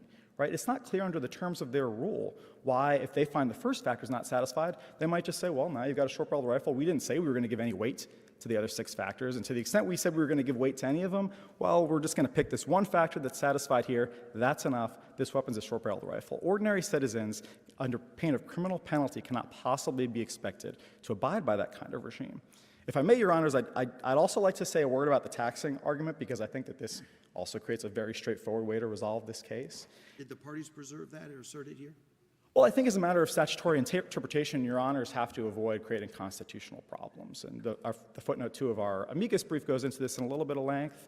Of course, also the Supreme Court has recognized that it's really a matter of discretion whether you're going to consider amicus arguments. And I'd point Your Honors to Teague. Go ahead and make the argument. You know, Hootie Who, if you don't know who Hootie Who is, you got to look him up. Hootie Who. I'll try to find his channel and post it. He did a video a couple of months ago, and said he actually got stopped by some ATF agents that saw him and knew his channel, and ATF agents told him, "Look, don't be shoulder firing that pistol brace anymore, because the ATF's really starting to look at that shit." And my thing is, the ATF can kiss my roll rusty ass. But we fall back into a situation there where it's really kind of putting me on the line, because I don't have the money to fight thousands of dollars worth of a lawsuit, hundreds of thousands of dollars against the federal government. And the federal government is just going to use my own tax dollars to fucking prosecute me. Or they'll just print more money. They'll take more money from someone else. They don't give a shit. They're not on a budget. If this world was fair, you get charged with something. You get arrested. Whatever is your possible fundage should be the limit of what they can use to prosecute you. In other words, if I only have $20 to my name, then they only get $20 to fucking prosecute me. And I tell you what, if I do end up fighting something in court, what should happen is if the government doesn't convict me of it, then I get all of my fees that I paid for my defense. I get all of those back. And then on top of it, I get money for lost wages. I get money for pain and suffering. All of that goes to me if the government doesn't convict me, or is they convict me and then they lose on an appeal. I should get compensated for all of my pain, suffering, all the money I spent to defend myself. I should get compensated for every bit of that. And see, what that would do is that would make these sons of bitches actually have to be responsible for bringing charges against somebody and being responsible for any kind of repercussions from it. But we don't live in a system where we have logic or justice. We don't. Certainly. Thank you, Your Honor. Yeah, Gabber, that's it. Matter of fact, Gabber, where's it at? Why is it not popping up?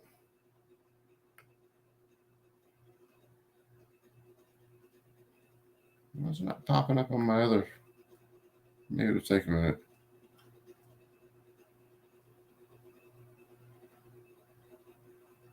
Anyway, when it pops up, I'll make sure I repost it too. But yeah, you guys follow Hootie Hoo. He's a good dude, man. As our brief lays out at some length, ATF has repeatedly taken the position that it has unlimited discretion to approve or deny registrations, and I think that has to form the backdrop for how you view the brace rule. This is something that they've stated as a categorical matter, and in fact, they stated it as recently as 2022, while this rule was in the hopper, while they were finalizing this rule. They represented this to a district court, I believe it was the District of Idaho, in the Clark case.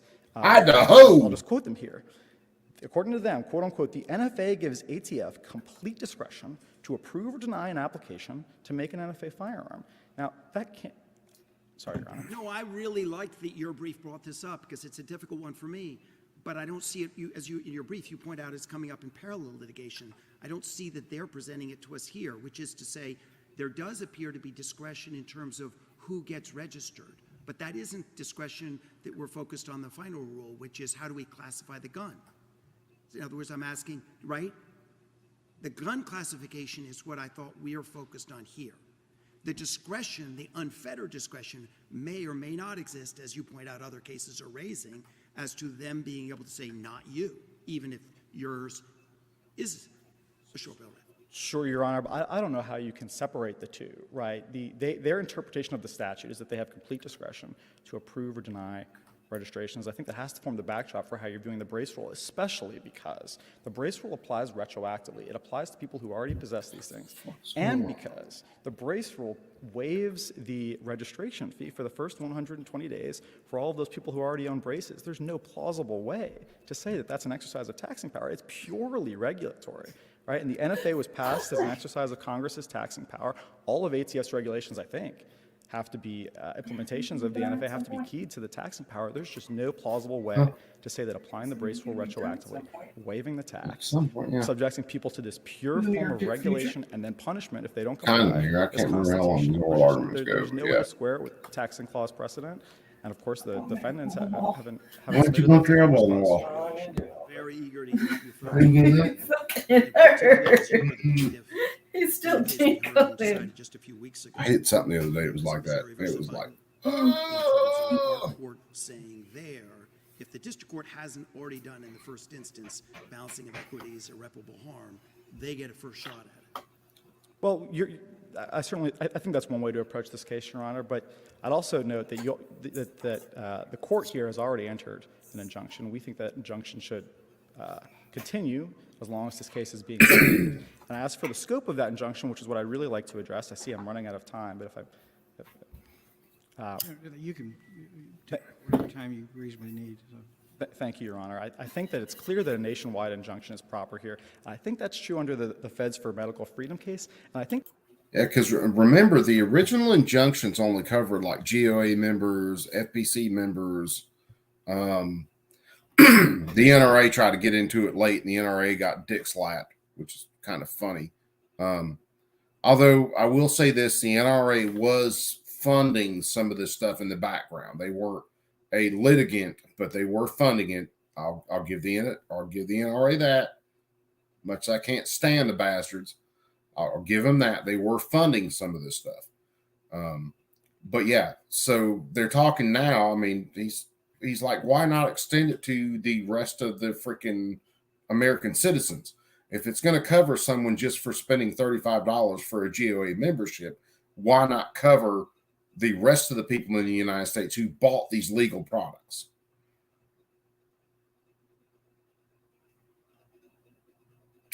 What's up, Ting? That the circumstances here are actually even worse than what you Hey, how's that Call of Duty game with the niece and nephew going? had in Feds for Medical Freedom, or rather, another way of putting it is to say it's more warranted here than it was in Feds for That would be going beyond what you just said. Is our current appellate injunction is, as we slightly expanded it from the motions panel, right? And so you're asking us now to expand it yet again to the entire nation. But as you point out in your brief, there are 3 other circuits considering this issue. So how would we just, as a matter of comedy, are you suggesting we should impose one, or why not keep it exactly at the level that our court's already done beyond what Judge O'Connor was considering? Certainly, I take Your Honor's point, and I recognize that the fact that other circuits are considering this question raises some complex issues. At a bare minimum, in that case, I think you should expand the injunction to cover the Fifth Circuit, or in our, we'd be satisfied if you covered the state of Texas at a bare minimum. And this court's Louisiana versus Becerra opinion, I think, stands pretty strongly for the idea that the court can do that, right? In Louisiana versus Becerra, this court modified a district court's nationwide injunction to apply more narrowly. I think comedy concerns. I think girl hit boy. Boy did win. That's funny. Getting to this circuit, though, I'd have to draw the map, but they run all the way to Mississippi, I think, as far as running, how far east they run. I can't remember how far north they run. And they cover Louisiana, Texas. They may cover Ohio.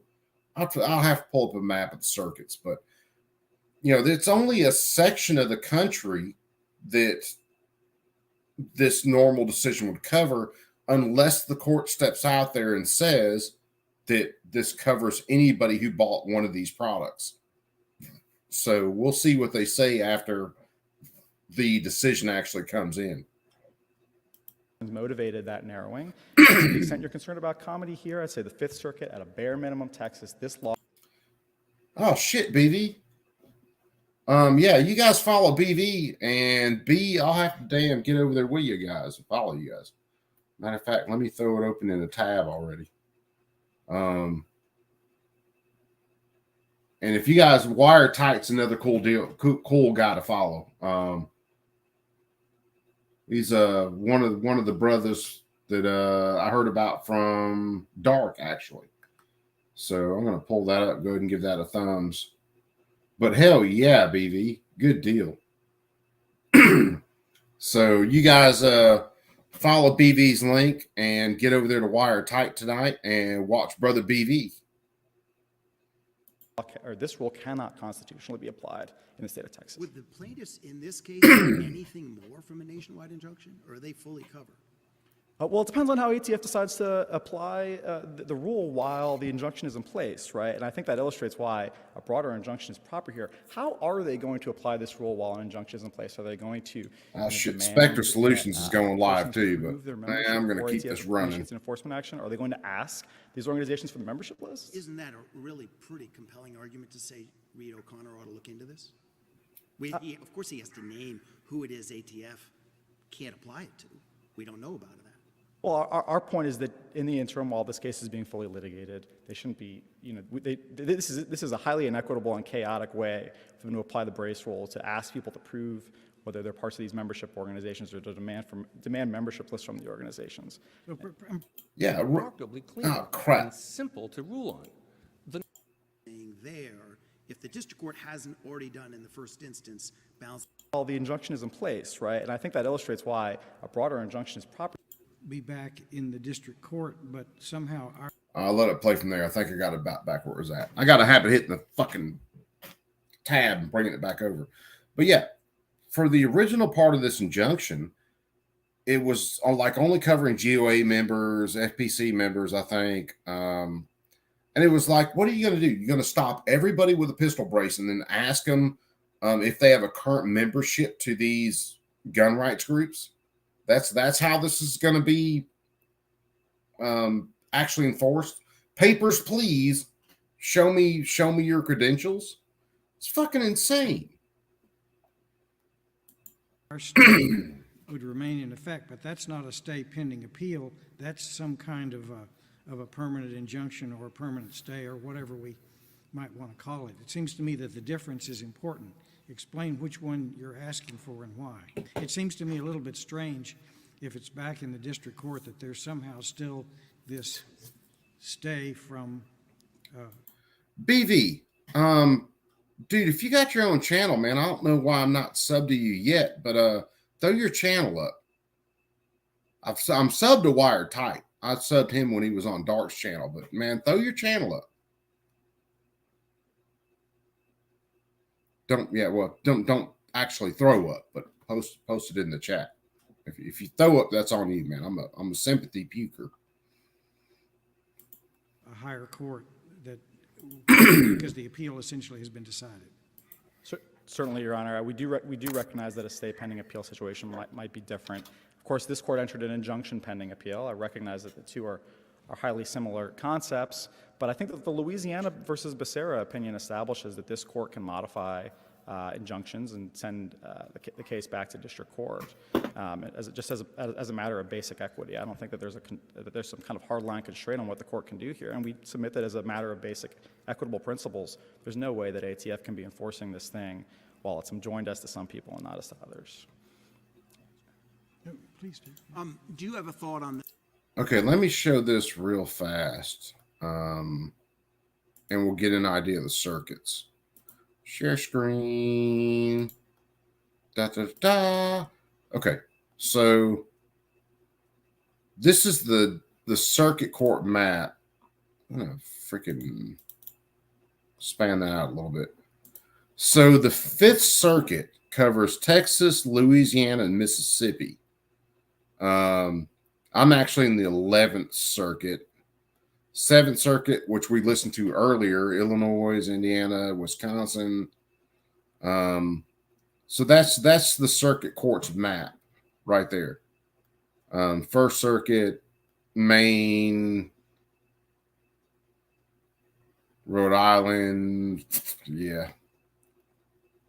Oh shit, the fucking first covers Puerto Rico too. I didn't know that. So yeah, this is the circuit court maps, and then the 9th Circus.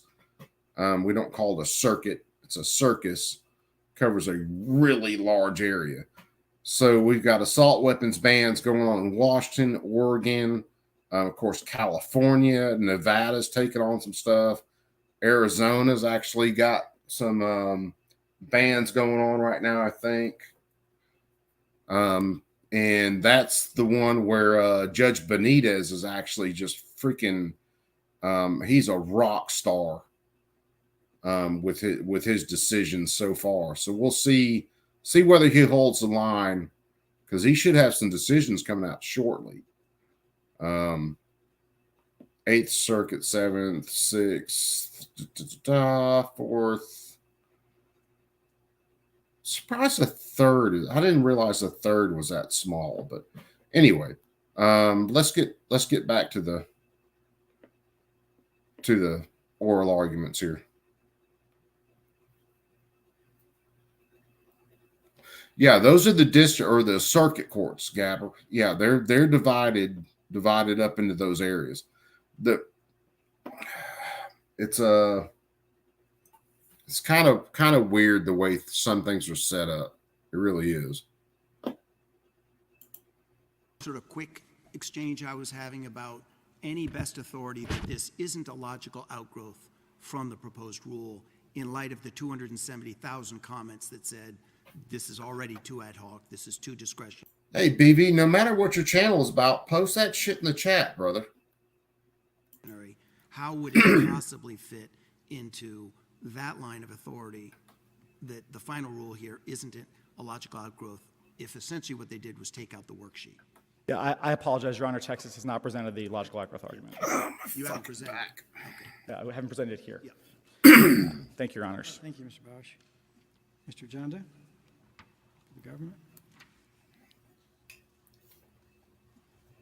as with the other presenters, you'll have whatever time you need to present your case. That does not mean you should. I don't give a fuck. BV, you post take that the full shit. 30 minutes if you don't wish to. That's up to you. But don't. So this should be the government's lawyer coming up now. Some extra time. Thank you, Your Honor, and may it please the court. Sean Janda for the federal government. I think it might be helpful to start this morning by just being very clear about the circumstances that led to the rule and about what the rule does and doesn't do. So as the rule makes clear, for years leading up to the rule, individuals or entities that wanted to manufacture or sell or possess short-barreled rifles without complying with the NFA's requirements would take an item labeled a stabilizing brace, but that was functionally identical. So yes, let's be honest. I have pistol braces because I didn't want to form one of my guns, and I didn't want my guns underneath the NFA. Plain and simple. Now I built them originally as range toys, shoot them one-handed, and then I found out that freaking, you could shoulder them and they shot very nice. So, but yeah, is what it is. If your law doesn't cover it, guess what? You wrote a shitty fucking law. To a shoulder stock, stick it on the back of a heavy pistol, and use the resulting combination as a short-barreled rifle. And the rule catalogs extensive evidence that this is how many stabilizing braces were in fact being marketed and used by the regulated community.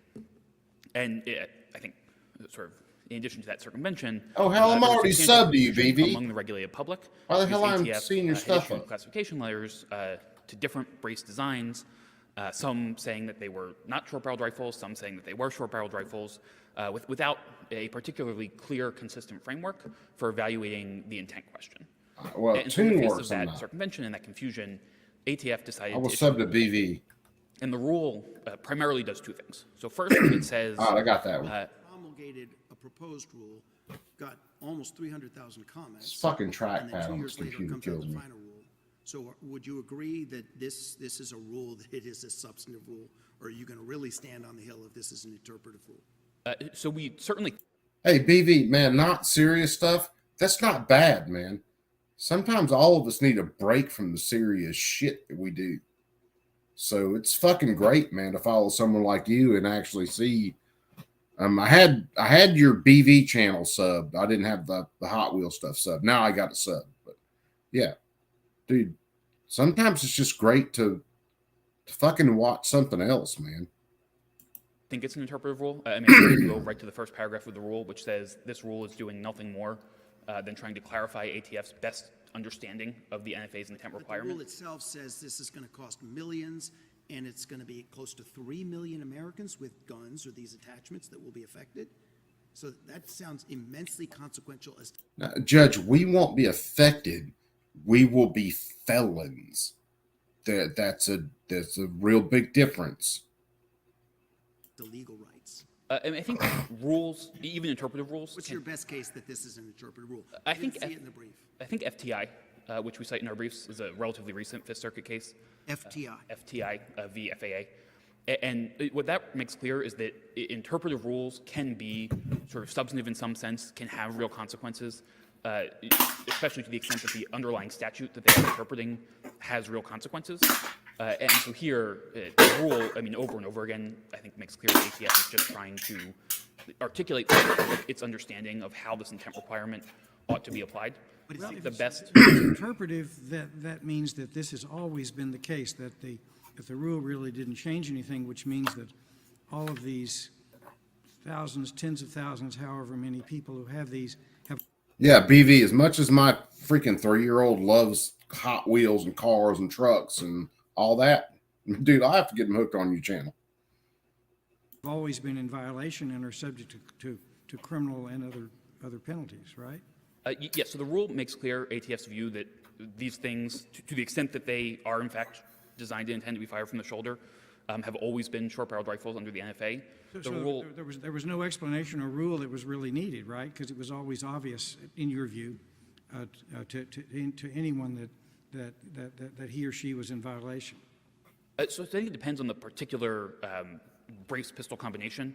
I mean, we have some pictures in our brief. There are a lot of pictures in the rule of people who I think were quite clearly aware that the thing that they were using was a short-barreled rifle that looked and functioned identically to things marketed as a short-barreled rifle.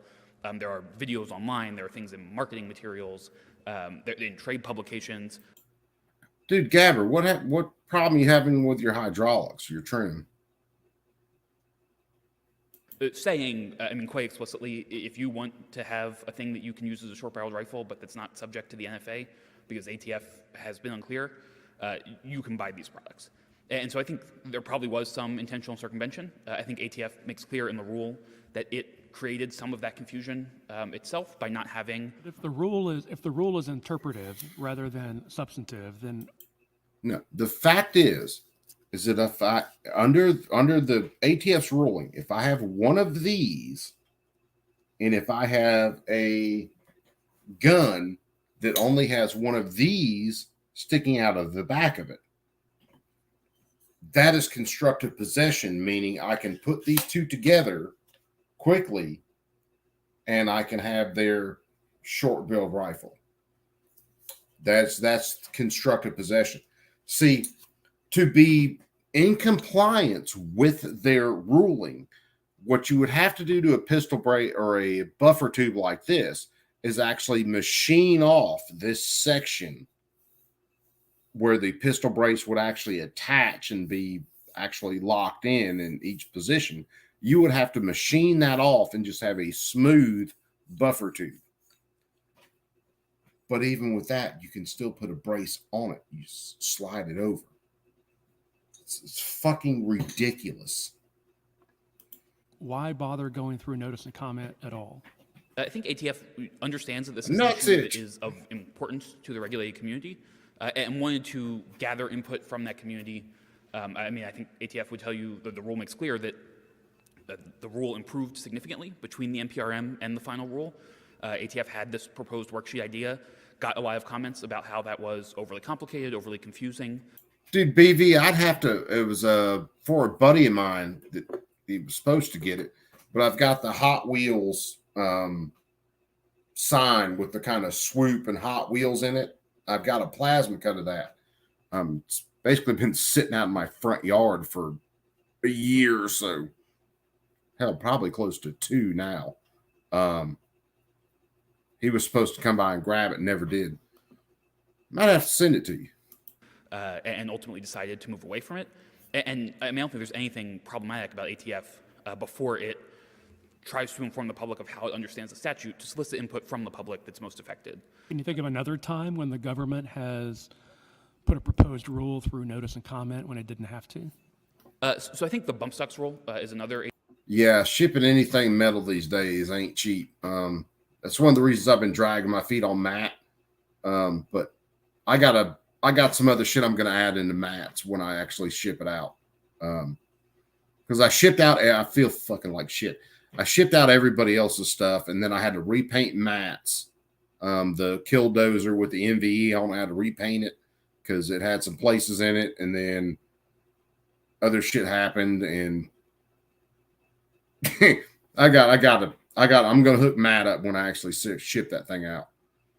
ATF rule that, again, we think is an interpretive rule, and we have argued as interpretive. I mean, so I think that's certainly one example. Bump stock rule is very problematic for you to rely on. I mean, considering Cargill, isn't it? Their statutory argument there is gun plus bump stock. ATF can't say to the world that's a machine gun. It's very similar to here. Pistol plus. Gabber, MVE is militant violent extremist, which was what the government was saying. Basically, anybody who doesn't agree with them is. And if you have things like the Gadsden flag, if you have things like the Tree of Liberty, all sorts of kind of colonial stuff, 2A patches, then you could possibly be a violent militant violent extremist, which is why I did a whole lot of plasma cuts after that had militant violent extremist, #1 MVE of the month, all kinds of shit. And I'm gonna send a lot of those to Matt when I actually do ship his shit out. A brace that may be similar to a stock can't, according just ATF can't lawmake and say that's an SBR. So to be, I think, very, very clear about this, the bump stock rule, we didn't have a finality argument with the bump stock rule, sort of, in our view, correctly classified bump stocks as machine guns under the statute, but we did think it was interpretive. This rule, we think, does not itself impose any obligations. It doesn't say all stabilized braces make something into short-barreled rifles. It just says, here are the sorts of things that we're going to think about when applying the statutory standard, the standard of designed to intend to be fired from the shoulder that comes directly from the statute. But I know my camera's funky, but whether the court thinks the rule is interpretive or not, the ATF went through notice and comment. There was no problem if it was doing a substantive rule, a legislative rule, if the court thinks it was doing a legislative rule, because it followed those procedures anyway. And I think just to return to the statutory piece, I'm going to use my phone. The first place that the court should start in thinking about the rule, if only as a matter of constitutional avoidance, before getting to the, I think, broader Second Amendment and other arguments. I don't really understand the plaintiffs to be directly taking issue with either of the two things that the rule does. I mean, the sort of primary or first move the rule makes to say that when thinking about whether something's designed to intend to be fired from the shoulder, ATF doesn't have to take the maker's sort of stated intent as dispositive, but instead can look to other design features, marketing materials, how the item is actually used, as evidence to undermine or confirm the stated intent. I think that that's well established in the law. We cite the Sig Sauer case from the First Circuit. We cite a Seventh Circuit case. They're both in the context of the NFA. But it's true throughout the law. I mean, intent standards are throughout the criminal law, throughout the civil law, and I don't think anyone really thinks that if someone says, well, I intended X, you have to take that at face value, even in the face of contrary evidence that undermines that stated intent. Moving past the statutory claim to the APA, you were assuming it's substantive. If so, we are in the world of is the final rule a logical outgrowth, and you've heard their arguments that it's much more discretionary, and especially factors 5 and 6 weren't fully anticipated. So I don't think that's necessarily true, Your Honor, and let me say two things. One is just on the initial question whether it's logical outgrowth, I point the court to the Huawei case, which I think lays out this framework very well. And here, the general approach, the approach of saying we're not going to just take a manufacturer's statements about intent as the only evidence or as the dispositive evidence, but instead look at the various additional design features and other evidence of intent, is exactly what the NPRM did. And then each of the individual factors that the rule considers probative, or the rule thinks will be probative, come directly from the initial worksheet. I think the move that the rule made that sort of separated it a little bit from the NPRM is that rather than having sort of a hard points criteria that people found not to really reflect a true concept of intent, which is generally taking into account all of the relevant evidence and making an ultimate factual determination about intent. And two, people just found it to be overly complex. And there were many, many comments about that that ATF heeded in changing the rule. And I mean, I think number one, it flows quite naturally from the rule, and there were a lot of comments about sort of how to think about the different factors in relation to each other and the complexity of the worksheet.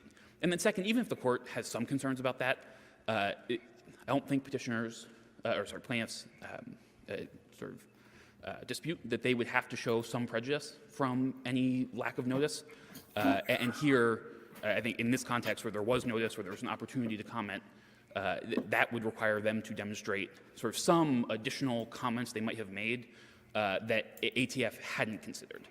And that's, when we cite the DC Circuit case for that proposition, plaintiffs in their reply brief cite the Fifth Circuit case, United States v. Johnson, that I think is actually quite helpful on that proposition, and maybe we should have cited in our brief, but that there rejected a logical outgrowth challenge on the prejudice prong on the basis that the sort of challenger in that case just hadn't identified any additional comments. And here, the plaintiffs sort of suggest they would have sort of made comments about vagueness or things like that, but the rule, ATF got many comments about vagueness about the particular factors and addressed all of those in the rule. In your brief, you're categorical that a, quote, true pistol brace would not qualify as a short-barreled rifle. So that's because it'll always fail under the criteria, or it doesn't even get to the criteria? So the ultimate question that the criteria are trying to answer is the thing designed and intended to be fired from the shoulder? And so a brace that is if everyone agrees that the actual design and intent is that the thing should not be fired from the shoulder, but should instead be fired one-handed, used as a pistol brace, then it just would not be a short-barreled rifle under the statute. And there are some examples in the rule of particular designs that make that quite clear. Well, in fact, as one of the amicus briefs point out, in some criminal prosecutions in 2019, ATF said, quote, ATF letters do correctly state that they consider a firearm with a pistol brace to not be a rifle under the NFA for purposes of the NFA. So that's kind of a flat, a categorical statement that's broader than the way you just described it. No, you're right. I mean, I think the rule goes through in almost excruciating detail the history of classification letters. The ATF issued 2 devices that were labeled as stabilizing braces. Some of them, ATF said, would transform a pistol into a short-barreled rifle. Some of them, ATF... It says a firearm with a pistol brace is not a rifle. That's what it says. I mean, are you now backing away from the accuracy of that 2019 statement, or I mean, I think it depends. I don't think I'm quoting it out of context. Sorry, I'm looking through something else real fast. By a stabilizing brace, an item that is, in fact, designed and intended not to be fired from the shoulder, but instead to be fired one-handed, would not transform something into a rifle. Well, you say in your brief on page 7, a true stabilizing brace is not. And my question is, how does an American know that, who's got one that he or she thinks is a brace? Is it because of Part 1? Tell me where in the rule. I think it's Part 1, which says if it's got a protrusion or it doesn't have the surface area, we never get to any of the criteria. Right. I think that would be the easiest way to know. It would be to design or procure one that is like the original stabilizing brace design, that is sort of soft and doesn't have the surface area to allow for shouldering. One, the rule talks about with the hard protrusion on the back that would prevent shouldering or comfortable shouldering. I think those would be sort of the easiest steer as far away as possible from potentially having a short-barreled rifle design that you could design or manufacture or obtain. I think if you don't want one of those, if you want something that starts to look more like a shoulder stock, but you don't think that it is in fact designed and intended to be fired from the shoulder, you could, one, ask ATF for a classification, and ATF will tell you whether an ATF... Yeah, ATF will tell you what your constitutional rights are. A particular braced weapon is sounds like a fucking deal. From the shoulder. HPS, what's up, brother? With ATF on that, I would suggest that you could pay the tax, you could register the weapon, and you could bring a suit for a refund where you could challenge ATF's determination about whether the thing is or is not. Yeah, it's just that slide, no video, brother. Just on the statute, there'd be no Chevron deference. There would be no Chevron deference. The job of the court in that suit would be to apply the statutory definition designed and intended to be fired from the shoulder.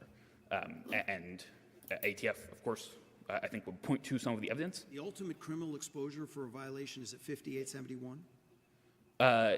There are, I think, different criminal provisions. That, I believe, is one of them. Prosecutions are brought? Prosecutions are brought for having unregistered short-barreled rifles. I mean, machine gun. There are a whole bunch. Pretty big sword of Damocles over these 3 million Americans that you think have these already. So I think there's a couple things there, Your Honor. I mean, one is this is the Texas sort of rug pull-out argument, which is they never knew it was a Mother May I regime. They had these things. They thought braces were exempt. The brief says they are exempt. And all of a sudden now they actually have felony criminal exposure, state and federal. And ATF has broadened it. That's sort of the Cargill problem, isn't it? No, Your Honor. I mean, ATF has not, nothing ATF has done has changed the statute. I mean, the statute says what the statute says. In a pre-enforcement civil challenge, if someone disagreed with ATF about the particular thing that they own, they could bring a pre-enforcement challenge. They could fight with ATF in court. The court would apply the statute. It's not a pre-enforcement challenge. Is this an as-applied, facial? What do you call this challenge? This case yeah, one that, facial. This, to me, I think is a facial challenge to the rule, which... We don't know the individual. They're giving you a facial, all right. Each of the individual plaintiffs says one particular braced weapon that they own. I can tell you one of the individual plaintiffs has the braced weapon that appears on page 4 of our brief, or something very similar to it, an SB A3 brace with an AR-style pistol. Does it have a surface area? Is it just a strap? It looks exactly like a short-barreled rifle. I mean, it's one of the pictures we have. If you're on page 4 of our brief, there's 2 pictures side by side, and it's the picture on the left. And that's the brace that he says he has with a AR-style pistol, which he says he has it attached to. Then the other plaintiff, the other individual plaintiff, says he has one particular thing that he describes. I don't think we have sort of pictures of that or additional information in the briefs or necessarily in the record about what exactly that looks like. But I think trying to find to something real fight fast. in an individual challenge, whether any particular one of these weapons is or is not a short. Yeah, HBS 100%. But in this case, I say that a lot these days. It's But yeah, 100%. facially invalid because in their view, all braced weapons or all items labeled as stabilizing braces are categorically not short-barreled rifles. And I don't think can be squared with the text of the NFA or the way that we normally think about intent in any context. And Let me take you to a point Mr. Jaffe made during his argument. Would you agree that adding a brace to a pistol makes it more stable, more accurate, more controllable, less concealable? Would you agree with all that? I think it depends, Your Honor. So sort of Doesn't all that depend, brace, motherfucker? one that we've talked about that maybe has straps on the back to wrap around, or one that has kind of the soft back that doesn't really work as a shoulder stock, that actually is used to wrap around the forearm. I think that probably for many people makes what are sort of heavy, hard-to-control pistols easier to fire. So you would agree that a true stabilizing brace makes the pistol more stable, more controllable, more accurate, less concealable. All that to me seems synonymous with safer. Do you disagree with that? So I think it depends a little bit, and I think there's 2 things here. So one is, I mean, to the extent that we're sort of veering toward the Second Amendment, I do want to be clear that I think just in terms of order of operations, the first thing for the court to do is to figure out whether the rule comports with the statute. And so by the time we get to the Second Amendment, Come on, let me if the show court a gets clear there, image I think of it will this. have already agreed with us that at least some of these items marketed as stabilizing braces are in fact items that are designed and intended to be fired from the shoulder and constitute short-barreled rifles under the statute. And so sort of starting from that premise, I think as the rule makes clear, for the last 90 years, Congress has regulated short-barreled rifles.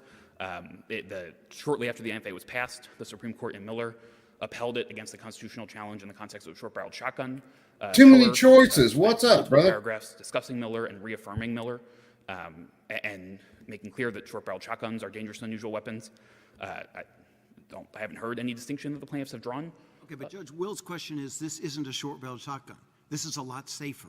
And so all these dangerous weapons, machine guns and poison gas and all that, those we all understand are dangerous. But if these braces actually make it more accurate and more stable, is putting them into this 90-year tradition of regulation valid? So I think talking about probably have to do is braces save it as as a stocks, picture. which again I think is the question if we're talking about the Second Amendment. Congress has determined, and this is explained throughout the legislative history of the NFA. You guys give me a second. I'm trying to find something I can show The it problem off. with a short-barreled rifle is that it makes sort of a pistol-like weapon, which is concealable, in many ways as accurate and dangerous as a rifle.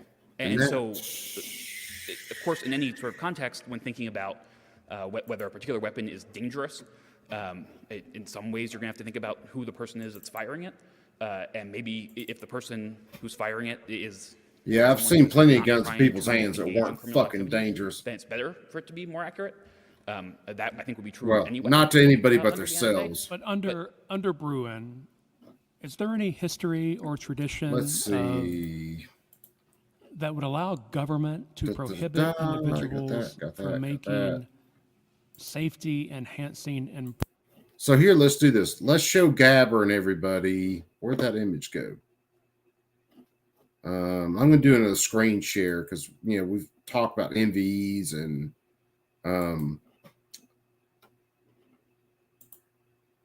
people didn't know what MVEs were. Does it show it there? I'm going to have to do entire screen, I think.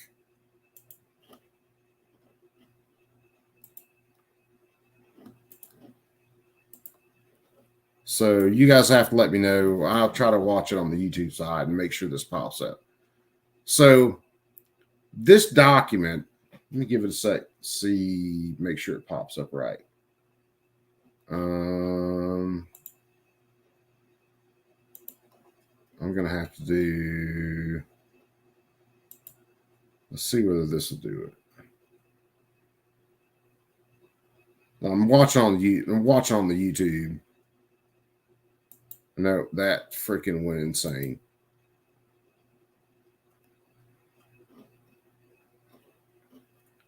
Let me see. Let me swap back over to this and I'll see whether, because if it's sharing the screen all the way, it should show this. Okay. So yeah, you guys should be able to see this pretty good right now. So this was the Federal Bureau of Investigation, their FBI domestic terrorism symbols. Following symbols used by anti-government, anti-authority. Yeah. And then they called us militant, violent extremists. And then they go through this whole thing. You got the flag with the igloo in it. That was a boogaloo. Any kind of Punisher symbol, any type of skulls, several variations, that made you an MVE. 2A. So if you had anything like 2A, that made you a villain or violent military extremist, violent militant extremist. The electrical symbol I wasn't aware of, but that's kind of cool for resistance.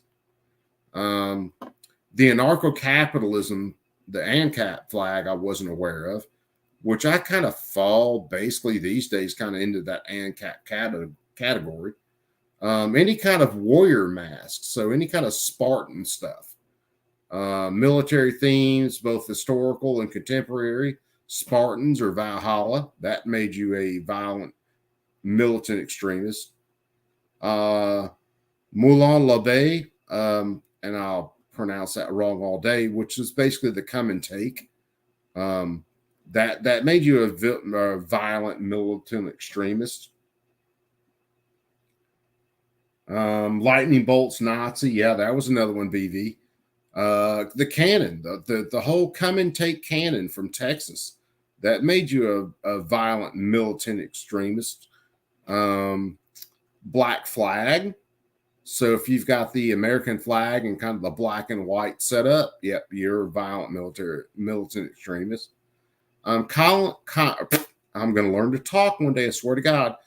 Commonly reference historical imagery or quotes. So the Gadsden flag, that made you an enemy of the state.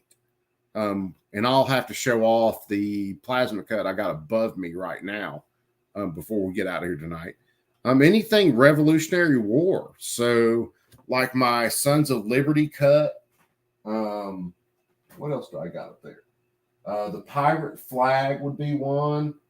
The 1776 enemy of the state, that would be one. I got all sorts of violent militant extremist stuff hanging all over my walls. Matter of fact, I cut more of it as soon as I saw this bullshit. Betsy Ross flag was another one. And this is FBI. This is one of their fucking memos that they put out. And that covers part of it. Symbols of militia networks, the 3%ers. I don't know anything about the Lightfoot militia. American contingency. I think American contingency was Mike Glover, the Fieldcraft survival dude, who was just out there trying to help people after disasters. They stuck his group in here, which is fucking insane. Oath Keepers. I don't know a hell of a lot about them, but I mean, the stuff that I do know that I've looked at on my own definitely doesn't make them fucking some violent group. And then if you mentioned any of these events, Ruby Ridge, if you've ever talked about that, well, U2 might be a MVE. If you've ever mentioned Waco, U2 might be an MVE. Notable criminal attacks. You know, Timothy McVeigh, man, blown at the federal building, and he hurt a lot of innocent people. So he's not someone I respect. The Crusaders, I don't know really anything about these cats. Same with Stephen Carrillo. I don't know. I really don't know anything about him. I think there's another page of this that mentions like the Killdozer, and a couple other things like that. And yeah, as soon as I saw this shit, I started pumping out more MVE artwork because fuck these people. They're tyrants. And all they're ever going to be is tyrants. All they ever want to be is tyrants. And I don't like bullies.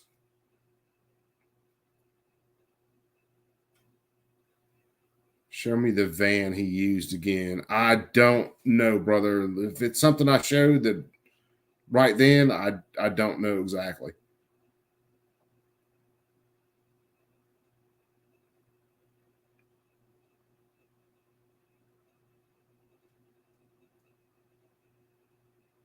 Yeah, too many choices. Yeah, at this point, if you're not on some sort of fucking watch list, what are you doing with your life?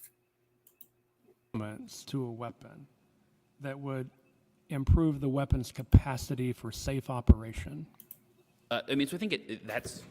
I'll be back. I'll let this play for a second. Short-barreled rifles, and I mean, I think other short-barreled weapons as well, which again sort of combine that concealability of a pistol or a smaller weapon with the dangerousness of a longer weapon, and that sort of particular combination, Congress has determined is particularly dangerous, and that determination is reflected not just in the 90-year-old NFA, which the Supreme Court has twice upheld, and I'm aware of no circuit court that has suggested it would be unconstitutional. It's also reflected in, as we cite, 30 different states and the District of Columbia, all of which impose either outright bans on short-barreled rifles or prohibitions unless those rifles are possessed in compliance with the NFA's requirements. And so I think there's really just a legislative, across many legislatures for many decades, a determination that short-barreled rifles do have that particular and problematic combination of concealability and high power. If we reach the history and tradition analysis set forth in Bruin, how would you frame the question we have to answer? Is there a history and tradition of, now describe what you think the government's done and tell me where you see that history and tradition. Right. Is there a history and tradition of, finish the sentence. So if we get to the history and tradition analysis, I think we've gone past the dangerous and unusual piece, we've gone past the Bruin footnote 9 piece. Well, and I'm curious to hear footnote 9 later, but just if we're on the history and tradition. I think the question is whether there's a history and tradition of imposing sorts of registration, approval, taxation requirements. And we cite in our briefs, I think, laws that go to each, some laws that go maybe to more than one of those. And I mean, to me, I think those laws provide a real history and tradition of inspecting firearms, which I think is in many ways akin both to the registration and approval, of door-to-door surveys of firearms, which looks a lot like a registration requirement to me, of inspecting for dangerousness before permitting the... This is, as both your opposing counsel friends said, this is criteria limiting the classification of the gun, but nothing limiting ATF's discretion to just say, even if it is one, we're not going to let you have it. So I think that's kind of a different component of the NFA scheme that I don't think is an issue in this appeal. I mean, no plaintiff has said that they have applied for approval for any NFA weapon and been denied. And so if someone were to apply for approval and to be denied on a basis that they thought was irrational or arbitrary or not grounded in the statute, they could certainly bring an as-applied challenge, and they could bring an as-applied constitutional challenge to that. But that certainly hasn't happened to any plaintiff here. And so I think the plaintiffs here are really complaining about the requirements that they would have to comply with moving forward. I mean, the taxation and the pre-approval requirements have been waived for previous possessors so long as they timely register. The Bruin answer primarily the history and tradition, these early, half the colonies had these inspection things, or is it primarily footnote 9 and this is just a licensing registration scheme, which And do you have circuit level support for either? I know Bruin is recent. So it's both of those, which I think are separate arguments, and the dangerous unusual piece, which I think comes before. For me to see unusual if 3 million Americans have these. Let me say two things about that, if that's where the court is hung up. I mean, number one is, I think even 3 million, if that's the right number, falls well below the numbers that this court cited in Hollis as being indicative of common ownership. And I mean, I think the other piece is that in Hollis, at least, this court looked to the number of lawfully possessed weapons, of registered pre-1986 machine guns in that case. And here, I mean, the registration number is substantially less. It's only the Texas amicus brief points to all these flintlocks that the framers had. They look awfully like a pistol with a stock attached.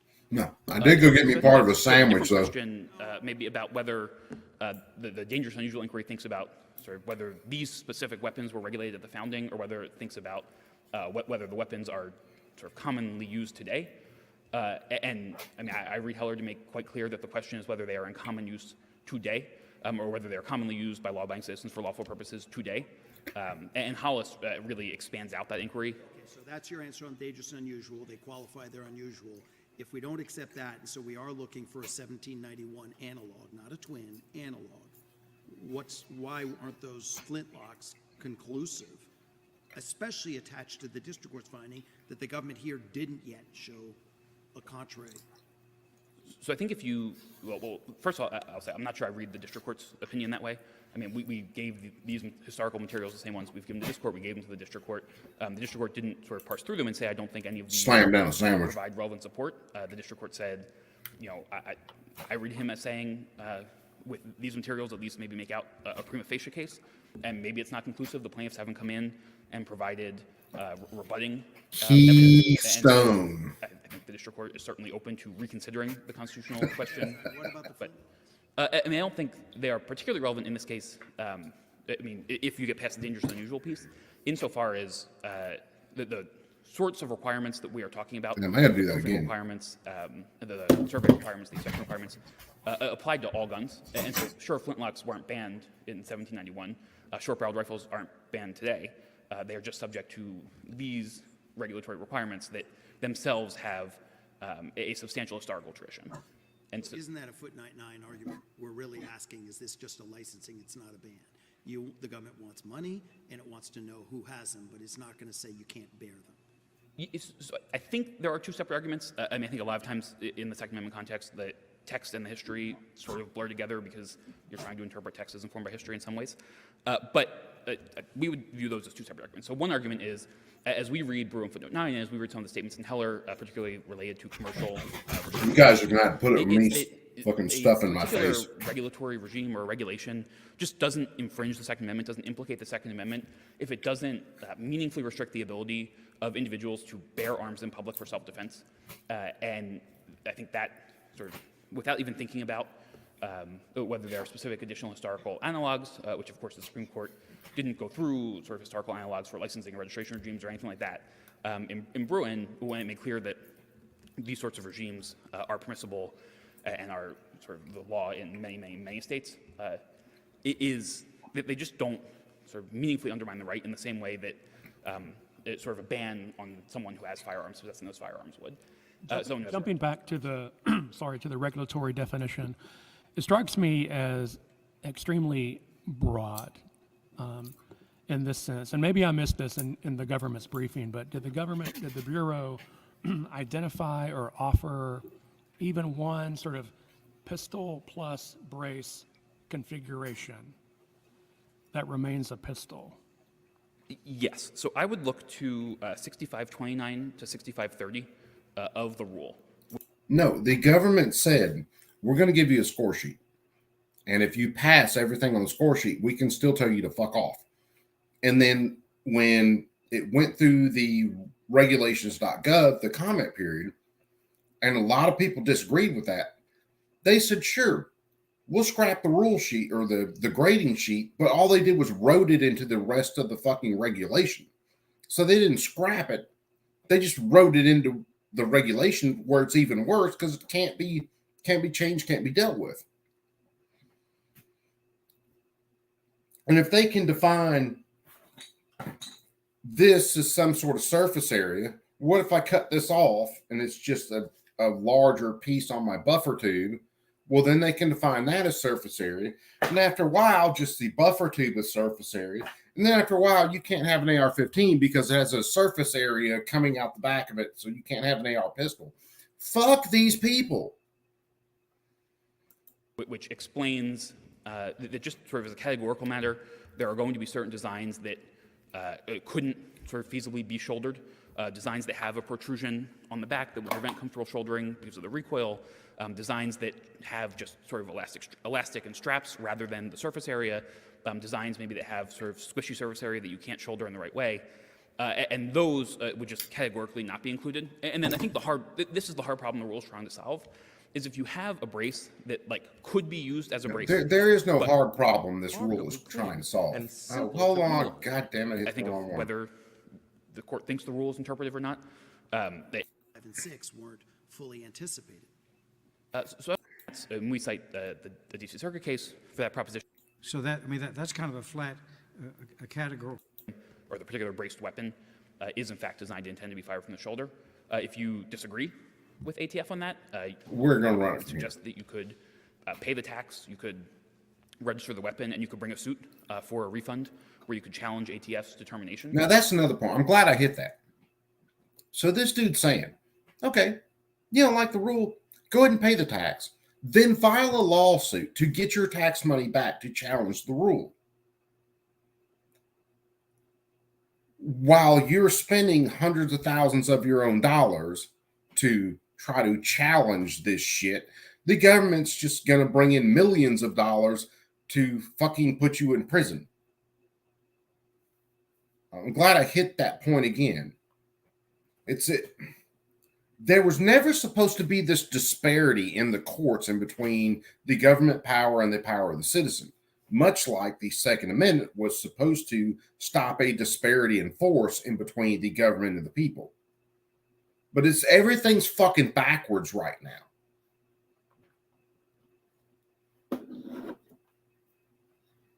Yeah, too many choices, brother. No, I can't stand it either, man. It drives me up a goddamn wall. About whether the thing is or is not, in fact, designed to intend to be fired from the shoulder. That little poopy communist one up there. There would be no Chevron deference. The job of the court in that suit would be to apply the statutory definition designed to intend to be fired from the shoulder. And ATF, of course, I think would point to some of the evidence. The ultimate criminal exposure for a violation is at 5871? There are, I think, different criminal provisions. That, I believe, is one of them. Prosecutions are... There are not different criminal provisions. The criminal provision is this doesn't fall under 928. This is underneath the NFA. Either way, the ultimate criminal provisions for this are 10 years in prison and a $250,000 fine for having this braced pistol thing that the government said was legal for 10 fucking years. And then all of a sudden they just changed their mind. No, fuck all y'all. We're the government. We can do what we want. Prosecutions are brought for having unregistered short-barreled rifles. Machine gun. There are a whole bunch. Pretty big sort of Damocles over these 3 million Americans that. Okay, that one was way back from where we were at. Stabilizing braces are categorically not short-barreled rifles, and I don't think can be squared with the text of the NFA or the way that we normally think about intent in any context. And let me take you to a point Mr. Jaffe made during his argument. Would you agree that adding a brace to a pistol makes it... How do you... Here's one. How do you justify taking a decade of a person's life and liberty and on their property on top of that? How do you justify that for a $200 stamp? You're going to destroy someone's life, take millions of dollars away from them. Even if they're working in at McDonald's for a fry cook, you're taking hundreds of thousands of dollars from them, not to mention their life, their liberty, and their property for a $200 stamp. That's like throwing someone in jail for a year because they didn't pay a $25 fucking parking fine. But they're the government. They get to play by these rules.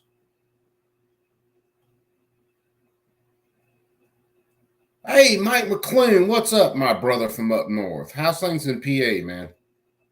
More stable, more accurate, more controllable, less concealable. Would you agree with all that? I think it. Which, by the way, Mike, everything you send me, brother, I look at, and I still can't find the hearings that they're supposed to have in the House Judiciary and all that for all this shit going on in PA. I get alerts anytime they go live, and I cannot fucking find the shit. Warsaw, good deal, brother. You off work? Pens, Your Honor. So sort of a true stabilizing brace, one that we've talked about that maybe has straps on the back to wrap around, or one that has kind of the soft back that doesn't really work as a shoulder stock, that actually is used to wrap around the forearm. I think that probably for many people makes what are sort of heavy, hard to control pistols easier to fire. So you would agree that a true stabilizing brace makes the pistol more stable, more controllable, more accurate, less concealable. All that to me seems synonymous. There's no with bullets stability. coming out of it. Do you disagree with that? How do you get this thing to It work? depends a little bit, and I think there's two things here. So one is, to the extent that we're sort of veering toward the Second Amendment, I do want to be clear that I think just in terms of Warsaw, don't rush, man. the We first got a thing that little we have while. to do is to figure out whether the rule comports with the statute.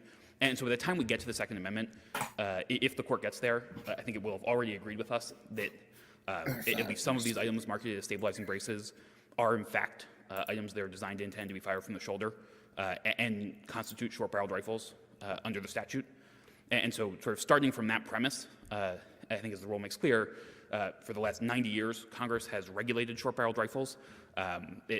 Shortly after the NFA was passed, the Supreme Court in Miller upheld it against the constitutional challenge in the context of a short-barreled shotgun. Heller spent multiple paragraphs discussing Miller and reaffirming Miller and making clear that short-barreled shotguns are dangerous and unusual weapons. It's another reason.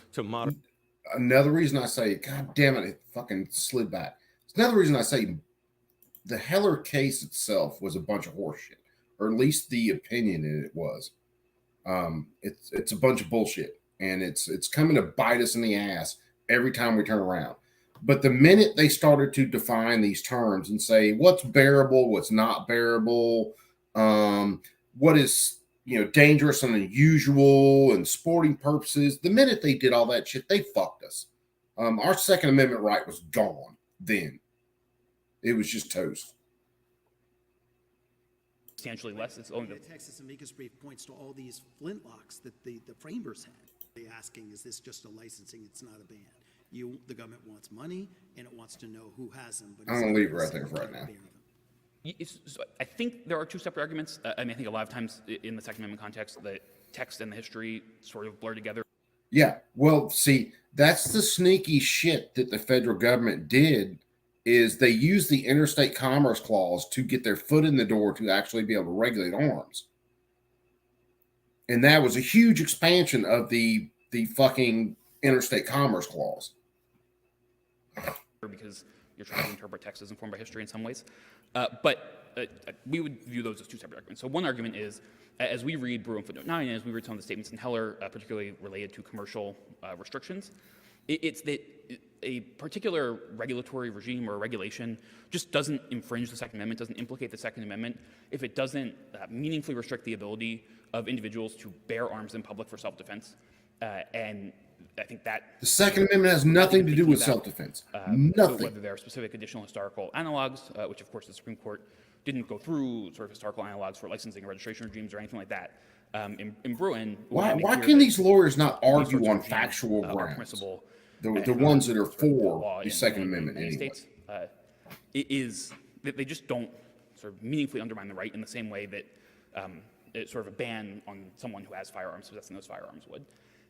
Jumping back to the to the regulatory definition, it strikes me as extremely broad in this sense. And maybe I missed this in the government's briefing, but did the Bureau identify or offer even one sort of pistol plus brace configuration that remains a pistol?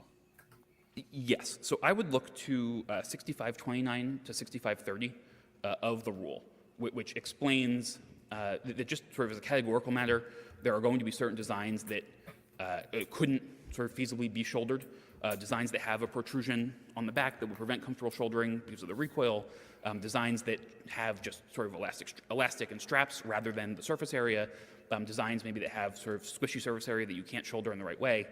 And those would just categorically not be included. And then I think this is the hard problem the rule's trying to solve. Is if you have a brace that like could be used as a brace, but could also be shouldered, then ATF has to figure out what the design and intent of the manufacturer is.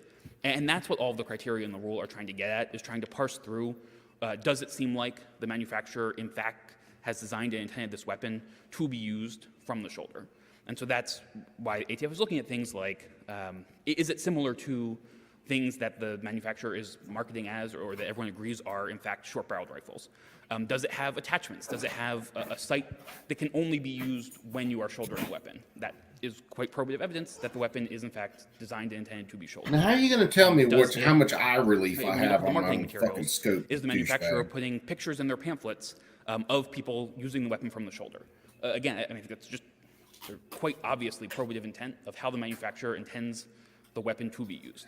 And so those are things the ATF has just identified as probative.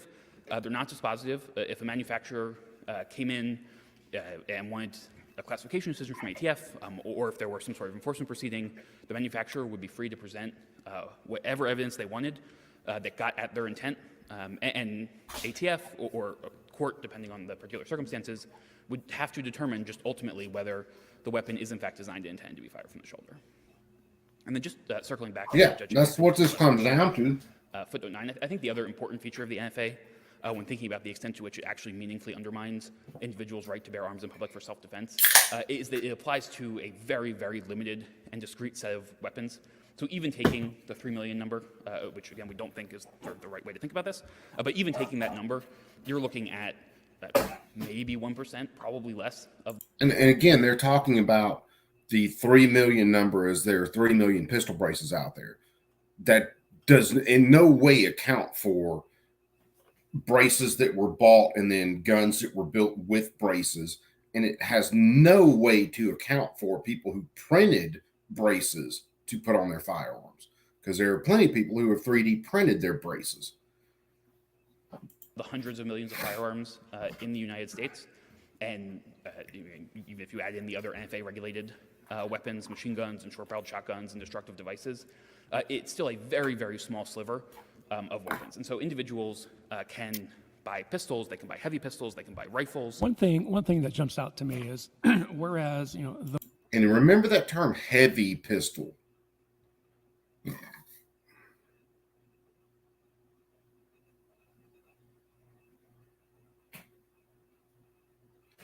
Yep. Mike, someone else mentioned that in the chat, like the Serbian-made AKs and stuff are going to go away. It's got nothing to do with them keeping people safe, anything like that, man. It's fucking retarded. The worksheet allowed an individual to really analyze kind of their own weapon and to sort of have an objective basis for disagreeing with. There was nothing objective on that worksheet. But the final rule seems to vest the Bureau with kind of this complete unchecked discretion to use this subjective balancing test with half a dozen opaque factors on a scale that nobody can see. And so I think, Your Honor, that's just, to be clear, how intent-based inquiries work. I mean, every day in this country there are criminal trials that turn on a defendant's intent, and there's no points-based worksheet to try and figure out what a defendant was intending. It's you look at all of the relevant evidence, and a fact finder has to make a fact. Yes, but in the cases you're talking about, dickhead, there are actual victims. Like, did he intend to kill the person? Did he intend to harm the person, by beating them into the fucking ground? Did he intend to rob the people? That's completely different than just having an item and the government saying it's prohibitive to have that item.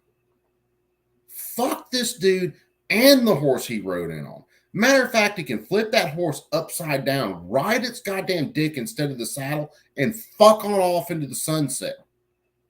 Determination about intent.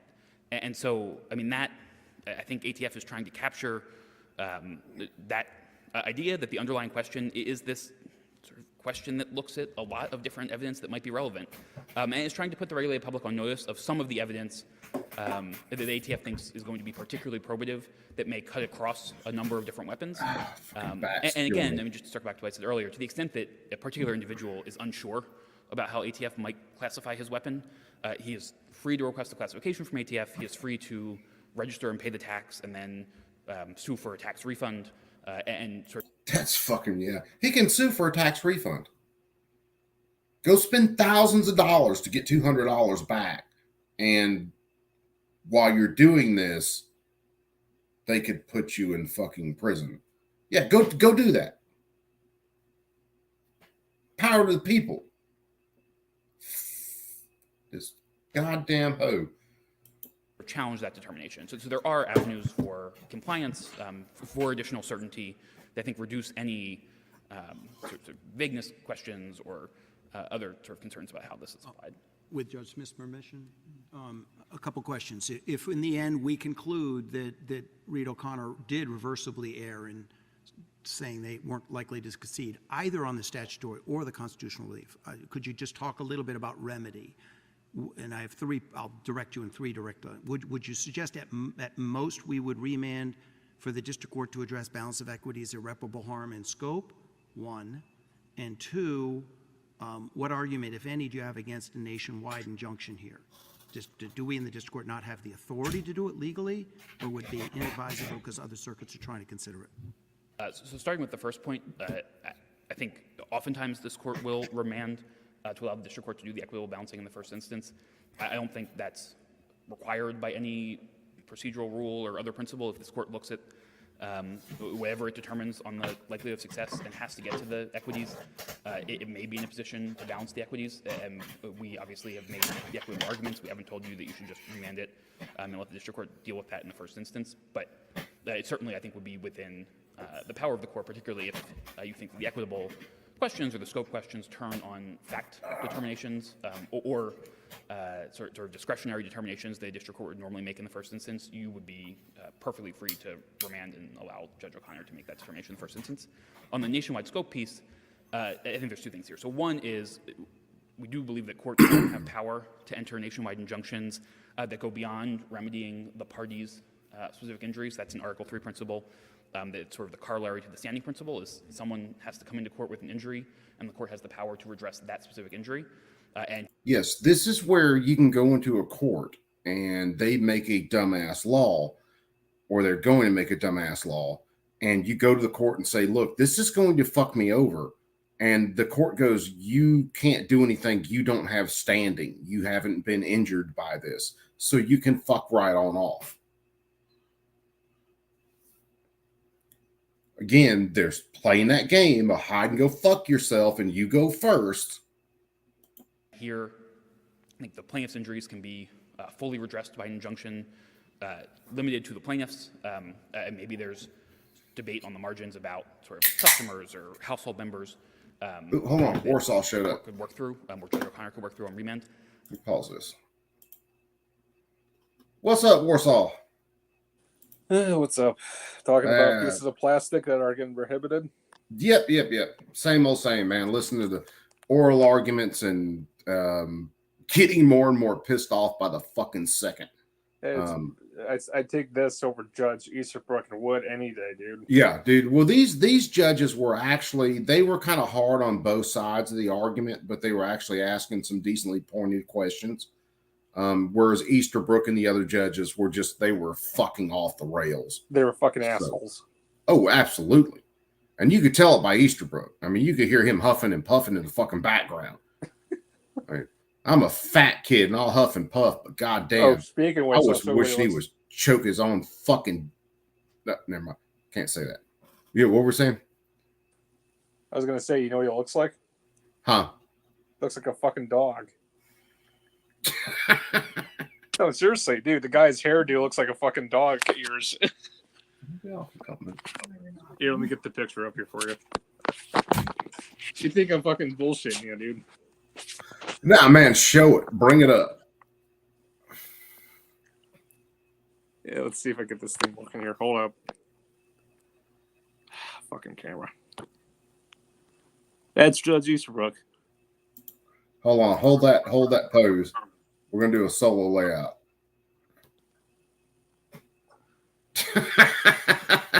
It actually looks like a dickhead, man. That's a mushroom head right there. That is a mushroom head. Mushroom head. All right. But I don't think there's any cognizable argument that these specific plaintiffs, in order to have their injuries redressed, need an injunction to go to everyone in the country. And I think specifically when thinking about sort of the particular injury that plaintiffs have come in here that this court has Article 3 power to address, we would carve out the Firearms Policy Coalition's members. As we explained, to have standing to assert claims on behalf of their members, they have to demonstrate that they are a bona fide membership organization, and they just haven't done any work to show what their membership structure is, whether the members control the organization. I'm not sure if they will get up here and tell you that. Yeah, this is where they were arguing, I think, about FPC on this, saying like FPC didn't send out membership cards and, you couldn't prove that you were a member of their organization, so they shouldn't be included in this injunction. It's fucking retarded. They think their members will be bound by an Last adverse question, judgment. because Judge Smith's allowed you to go over a thing, which is helpful to me. If we do impose a nationwide injunction, what is the ATF, presumably unregistered owners of short-barreled rifles are still in violation of the statute. So what do you all revert to if we enter a nationwide injunction? That's a really good question that I'm not sure I have the answer to. I mean, as I said before, we think that this is just an interpretive rule that tells you what the best meaning of the statute is. The statute, if all that's enjoined is the rule, the statute is still there, and I think courts and prosecutors would have to apply the statute. There isn't sort of pre-existing, there's not sort of a pre-existing legislative rule that this rule revokes that we would go back to. It would just be the statute in the vacuum, honestly, I don't know exactly how that will play out on the ground. So does the this is somewhat repetitious, I guess, but does the Attorney General take the position that there can never be a nationwide injunction for anything, or there can only be a nationwide injunction under certain circumstances? I'm trying to understand what your position is. I thought you said maybe no nationwide injunctions anytime, anywhere. So our view is that principles of Article 3 constrain courts to remedying the specific injuries that produce the standing that allows a plaintiff to come into court. That's sort of the flip side of the standing part of Article 3. It's not so much about, I don't think, sort of the geographic scope of the injunction. It's about remedying the plaintiff's specific injuries. And so in a case, I think Feds for Medical Freedom is a case like this where the district court found that a nationwide injunction was necessary to truly remedy the association's harms, and this court didn't disturb that factual finding in the district court. And so that would be one where obviously we disagreed on the specifics of that, but I think that would be the sort of circumstance where a nationwide injunction would be at least permitted as a matter of Article 3. Of course, the question was about nationwide injunctions. I assume your answer is going to be the same either for a statewide injunction, which the state's attorney argued for, or there was mention of a circuit-wide injunction to avoid potential conflict with other courts in other circuits that may be considering this. I assume your answer is the same, but you can tell us.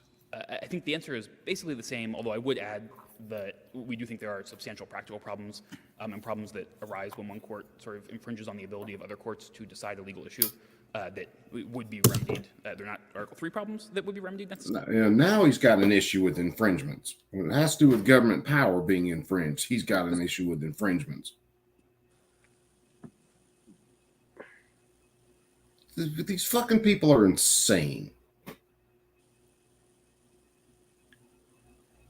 And this was on the 29th? This was the same day as the Seventh Circuit arguments. So, yeah, I think Who would have thought? 29th. Yeah. Who would have thought?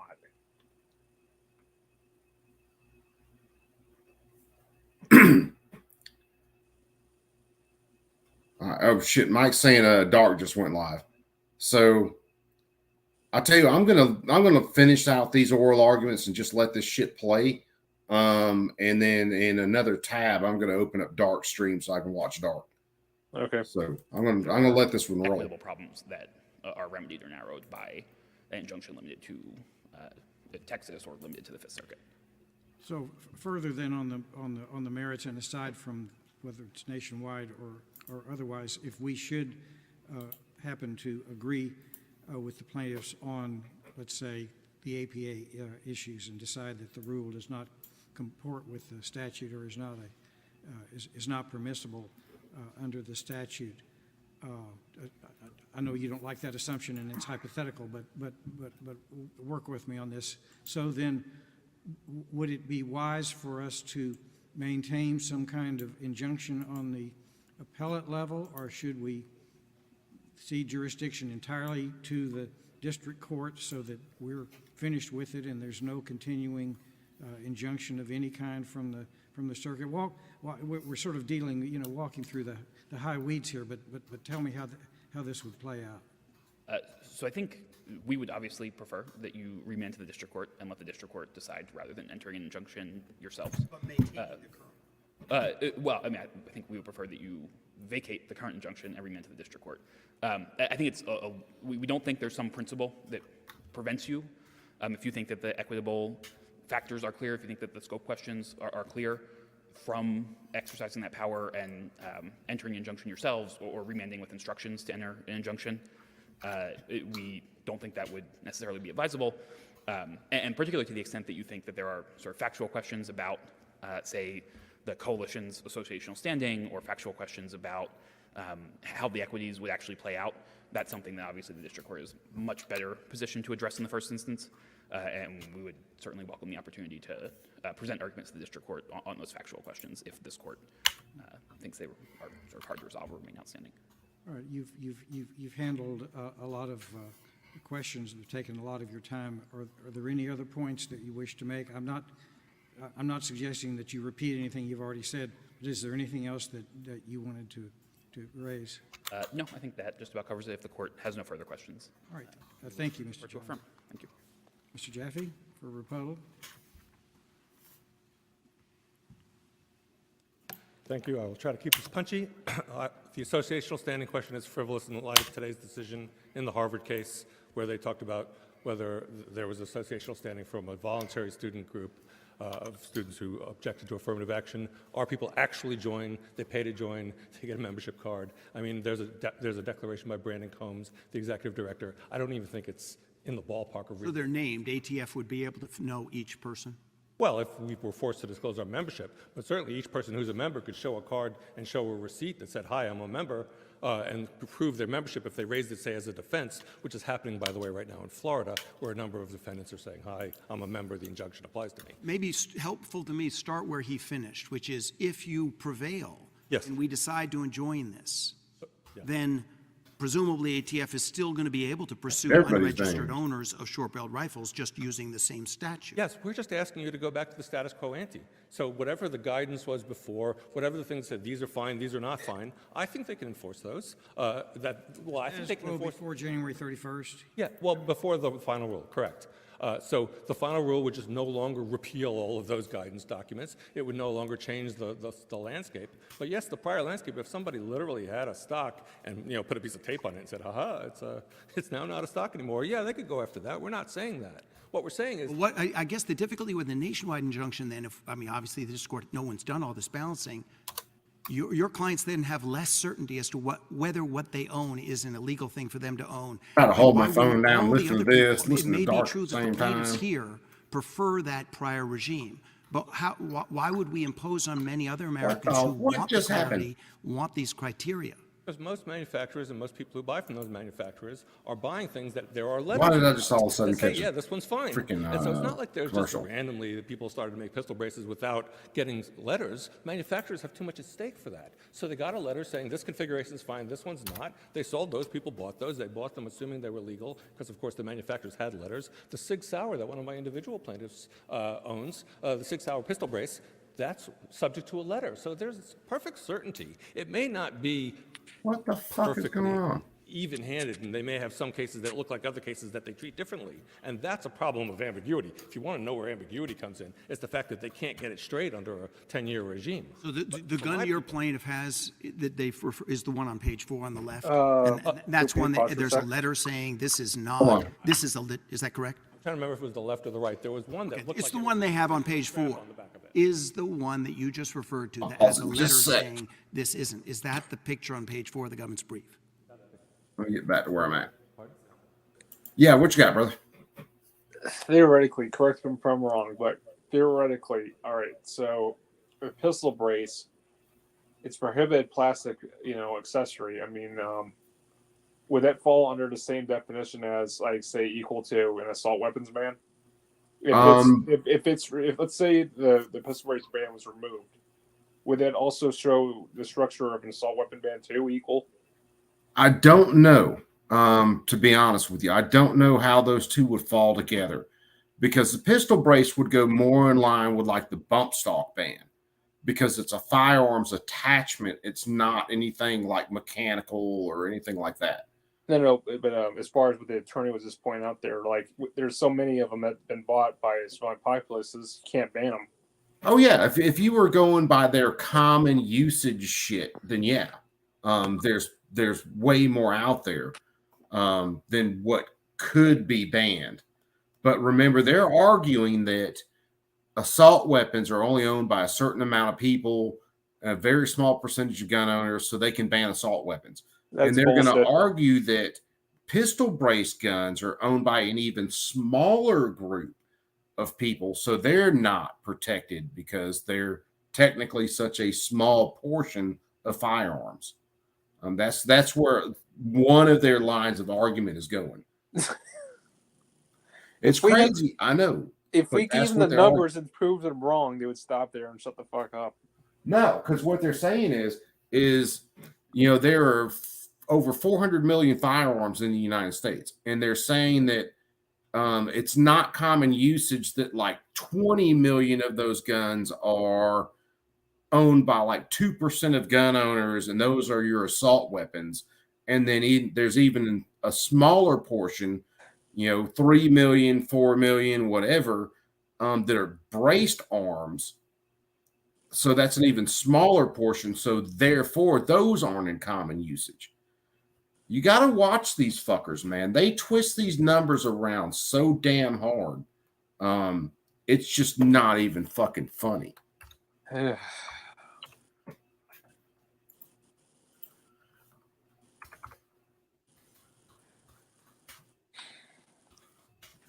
Now I'm starting to understand what it's like to be up in Canada. Oh, dude, man, it's freaking crazy. It really is. To see what they do and what they're arguing, to really listen to the arguments, is fucking crazy.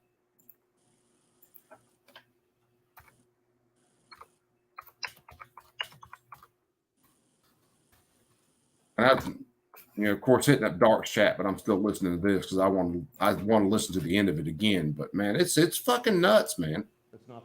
It's not the one with the letter. Picture on page 4 of my client tells me. Do you know whether anywhere in the record we can see the one that you say there's a letter?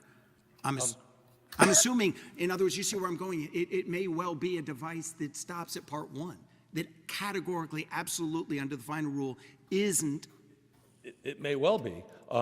But the question is then, remember, a lot of this rule goes well beyond what we've been discussing. It includes a combination of parts that could become a stock. So if I took a 2x4 and shoved it into what everyone agrees is a pistol brace, they think I've now made a short barrel rifle. And the fact that I own a 2x4 and a pistol brace means I constructively own a short barrel rifle, whether I ever put them together. This rule, that is the consequence of this rule's breadth. That's an attack on butt stocks. And no, it's an attack on pistol braces as a component of a constructive short-barreled rifle. Yeah, that's where you get into the constructive possession part of it. If I shoved the 2x4 into it, it would be. So the hypothetical you gave us saying, oh, this will now be encompassed. That's why I said to be really compliant with their law, you have to turn your buffer tube or whatever it is, you have to make it to a condition to where it can no longer receive a brace to be consistent with their law. So compliant. So like what, Dremel off the adjustment piece off Yeah. the tube? Yeah, that all that adjustment on the tube. Where's my buffer tube? So yeah, all that adjustment on the tube would have to be machined off. You can't just take your brace off of it and call it a day. If you read their law, if you just take your brace off of it, you still have a brace, you still have a buffer tube like this, you're in constructive possession. You still have a short barrel rifle. Freaking Devilbach in that hearing a couple weeks ago, he flat out lied his ass off, trying to say that all you have to do is take it off and you're compliant. No, that's not what the law says. Also, the law itself is so gray. I even talked to John Crump about this. Yeah. If you look at Suits, he actually, in his old videos, what he did was he paracord wrapped it and then put an actual threaded, like galvanized steel cap on the back of it and glued it on there. And I'm like, I don't think that's going to really solve the issue. You're still under construction content. That would be under their law. That would be surface area. Yeah. And that would be, shoulderable. So yeah, it's they're full of shit. It's a great law. Disputing that they would be able to regulate that. I'm disputing that they can regulate it constructively. That's the Thompson Center case. Yeah, Fire Otter. Some of the SIG braces weren't adjustable. So this is brace. This is the SB A2, I think. And some of SIG's braces weren't adjustable. But if it has area back here, surface area, what they're saying, where you could possibly shoulder it, it's still illegal, even if it's not adjustable. Actually, no, here's the thing. I'm not saying this would work. I'm not a lawyer, but what if you drilled a hole and actually pin it and make it permanent? It's not going to matter. If they say it has area or surface area where you can shoulder it, it's not going to matter whether it's adjustable or not. Okay, I figured because they did that in California, so it won't be equal as what they did to the stocks. Yeah. Yeah, it's not going to matter whether it's adjustable or not. It's going to come down to the surface area, and if they say you can shoulder it. So in other words, just true. Yeah, it's like I said, it's a game of hide and go fuck yourself. They win. That's the game they're playing. That's one of the reasons I do these streams, is so people will understand that. Effectively, it's almost identical to the Thompson Center case, yet they claim on this rule to be able to do that. And their constructive possession cases all claim to be able to do that. I want to point out, by the way, that I thought it was interesting, your conversation about the Part 1 versus Part 2. Their position is, if it's capable of being shouldered, then we can make it a short-barreled rifle. And that is exactly the position they deny taking, that it's not about capability. But oddly enough, it is. The only criteria that really matters is the first one. The mere possibility of shouldering means now everyone who has anything that even possibly could be shouldered has to worry that it's illegal. And you'll never know whether it will be or won't be, given the uncertainty of all those subsequent factors. And that they oddly accuse us of making this argument when this is what he literally said, that Part 1 is sort of the critical part. Possibility of shouldering, thank you very much, you're in legal peril and you'll never know whether we come after you. That's a terrible regime. That's an awful regime, and it literally contradicts Thompson Center, where you were capable of taking the kit they had and making a carbine, which is, by the way, a short rifle, right? And they even called it a carbine kit, oddly enough. So they marketed it as a carbine kit, yet the Supreme Court said that doesn't make it into constructive possession of a short-barreled rifle.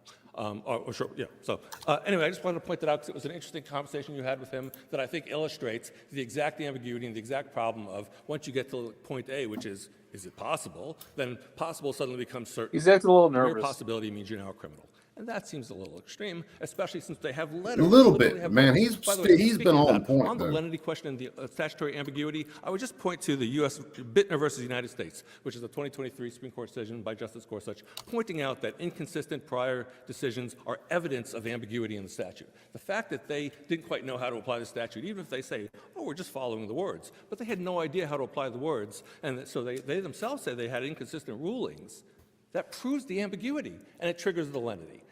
And that's more recent, obviously, decision, which I think should be under Cargill. I think that largely resolves the statutory construction case. Because my version of a clear statute is to say, if it's designed to be fired with one hand, even if it could be fired from the shoulder, you have to read that narrowly to say, no, that's not an illegal thing, because the pistols designed to be fired by one hand are exempt, of course. And ATF understands these to be mutually exclusive categories. So you can't blur that line between them. That's what triggers the lenity. That's what triggers Cargill. I think it's almost an admission when they say we were getting it so confused and so wrong, which suggests that they had no idea how to read the statute. Well, if they had no idea how to read the statute, how in the world can an average citizen understand how to read the statute? Couple things, just housekeeping things. That you had asked for a case earlier, I believe, which is on predictability. I'd say chocolate manufacturers versus Block, which is footnote 24 of our opening brief, page 43. I would point out, interestingly enough, Feds for Medical Freedom on the issue of a nationwide injunction. That's binding. We can debate about the constitutionality. They can decide that a bunch of precedent in the APA are unconstitutional by offering nationwide remedies. That's really not for this particular case. Maybe the Supreme Court will take that up one day. Maybe Justice Gorsuch will convince more of his colleagues to agree with him. I think he got it wrong in his analysis recently. I think there is the authority for nationwide injunction. I think there's plenty of standing. The fact that the remedy— There's plenty of standing for a beyond just nationwide individual injunction. plaintiffs, it's like a First Amendment case. You can use overbreath and ultimately other people and the benefit inures to them. If all we're going to do is say, well, you have to bring a class action now in order to get that relief, that seems like a bit of rearranging the deck chairs kind of problem. I would just say, go with your precedent. You can do this. That's more than rearranging the deck chairs on the Titanic, for sure. Membership disclosure, which would be a nice thing, even though ultimately they would disclose it if they got sued. I would also say, he says, oh, we're only taking apart a few weapons. I would say that their own rulemaking says 99% of pistol braces would be banned. The notion that they can hypothetically come up with something that wouldn't be banned is curious. I would say if you look back at their previous rulings, many pistol braces were approved, and all of a sudden all of those are going to be revoked. It's not a trivial thing. 3 million guns is not a trivial thing. And in Heller, of course, the availability making millions of people felons is not trivial. To the challenge to handguns, right? They said, oh, you know, trivial. So why do you need a handgun? That's it's not persecution. What the fuck it is? It's not an effective argument. Yeah, well, you got these judges, and you have all these people on the left who they don't care if they make millions of people felons overnight. They don't give a damn because they care more about government power than they do about personal freedom and liberty. I guess you want to put a swastika over our flag? Shit, they might as well, man. That's Gestapo law then. Yeah. On the safety question, the fact that the NFA thinks short-barreled weapons are bad, they don't think they're bad because they're dangerous. They think they're bad because criminals like them. But criminals like handguns too. Just because criminals like something is not a reason why it's dangerous. I understand why a grenade is dangerous, because when you use a grenade to defend yourself, you kill lots of other random people without any specificity. When you use the exact same pistol that just happens to be braced a little more, but I'm not changing the pistol. I'm just making it easier to aim and better to aim and hold. That can't possibly be dangerous. And their argument is that shooting more accurate is a fucking crime, apparently. That view to the NFA all the way back then. And quite frankly, it's a little circular to say that I'm going to defend a law's constitutionality by agreeing that the law was right in the first place. No, I think you need to go back. We had short barrel, short stocks. We had elevated stocks. Historically, we did not view these as uniquely dangerous in the way we would view some exploding, ordnance or something like that, that I could understand why you might think that was very dangerous. Just quickly checking to see if there's any other housekeeping matters, and if not, if there are no other questions, I would say I submit the case. Thank you. Your case is under submission, and the court is in recess. Thank you, Your Honors. All right, so we're gonna end this one here, and I'm gonna bounce fully over into Dark's chat. Before I do, let me do something. Let me freaking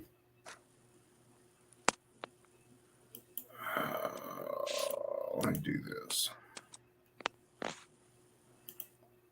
God damn it! That's not what I wanted to do.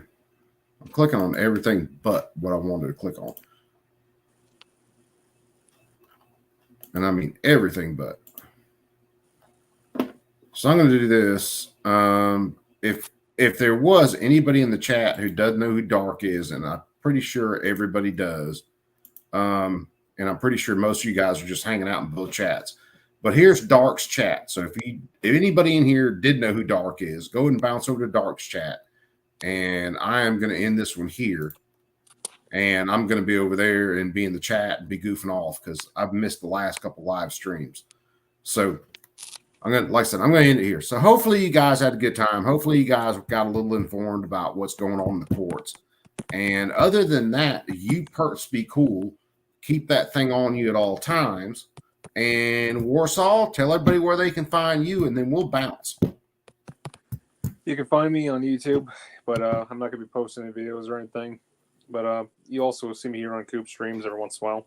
So, yeah. Yeah, any chance we get.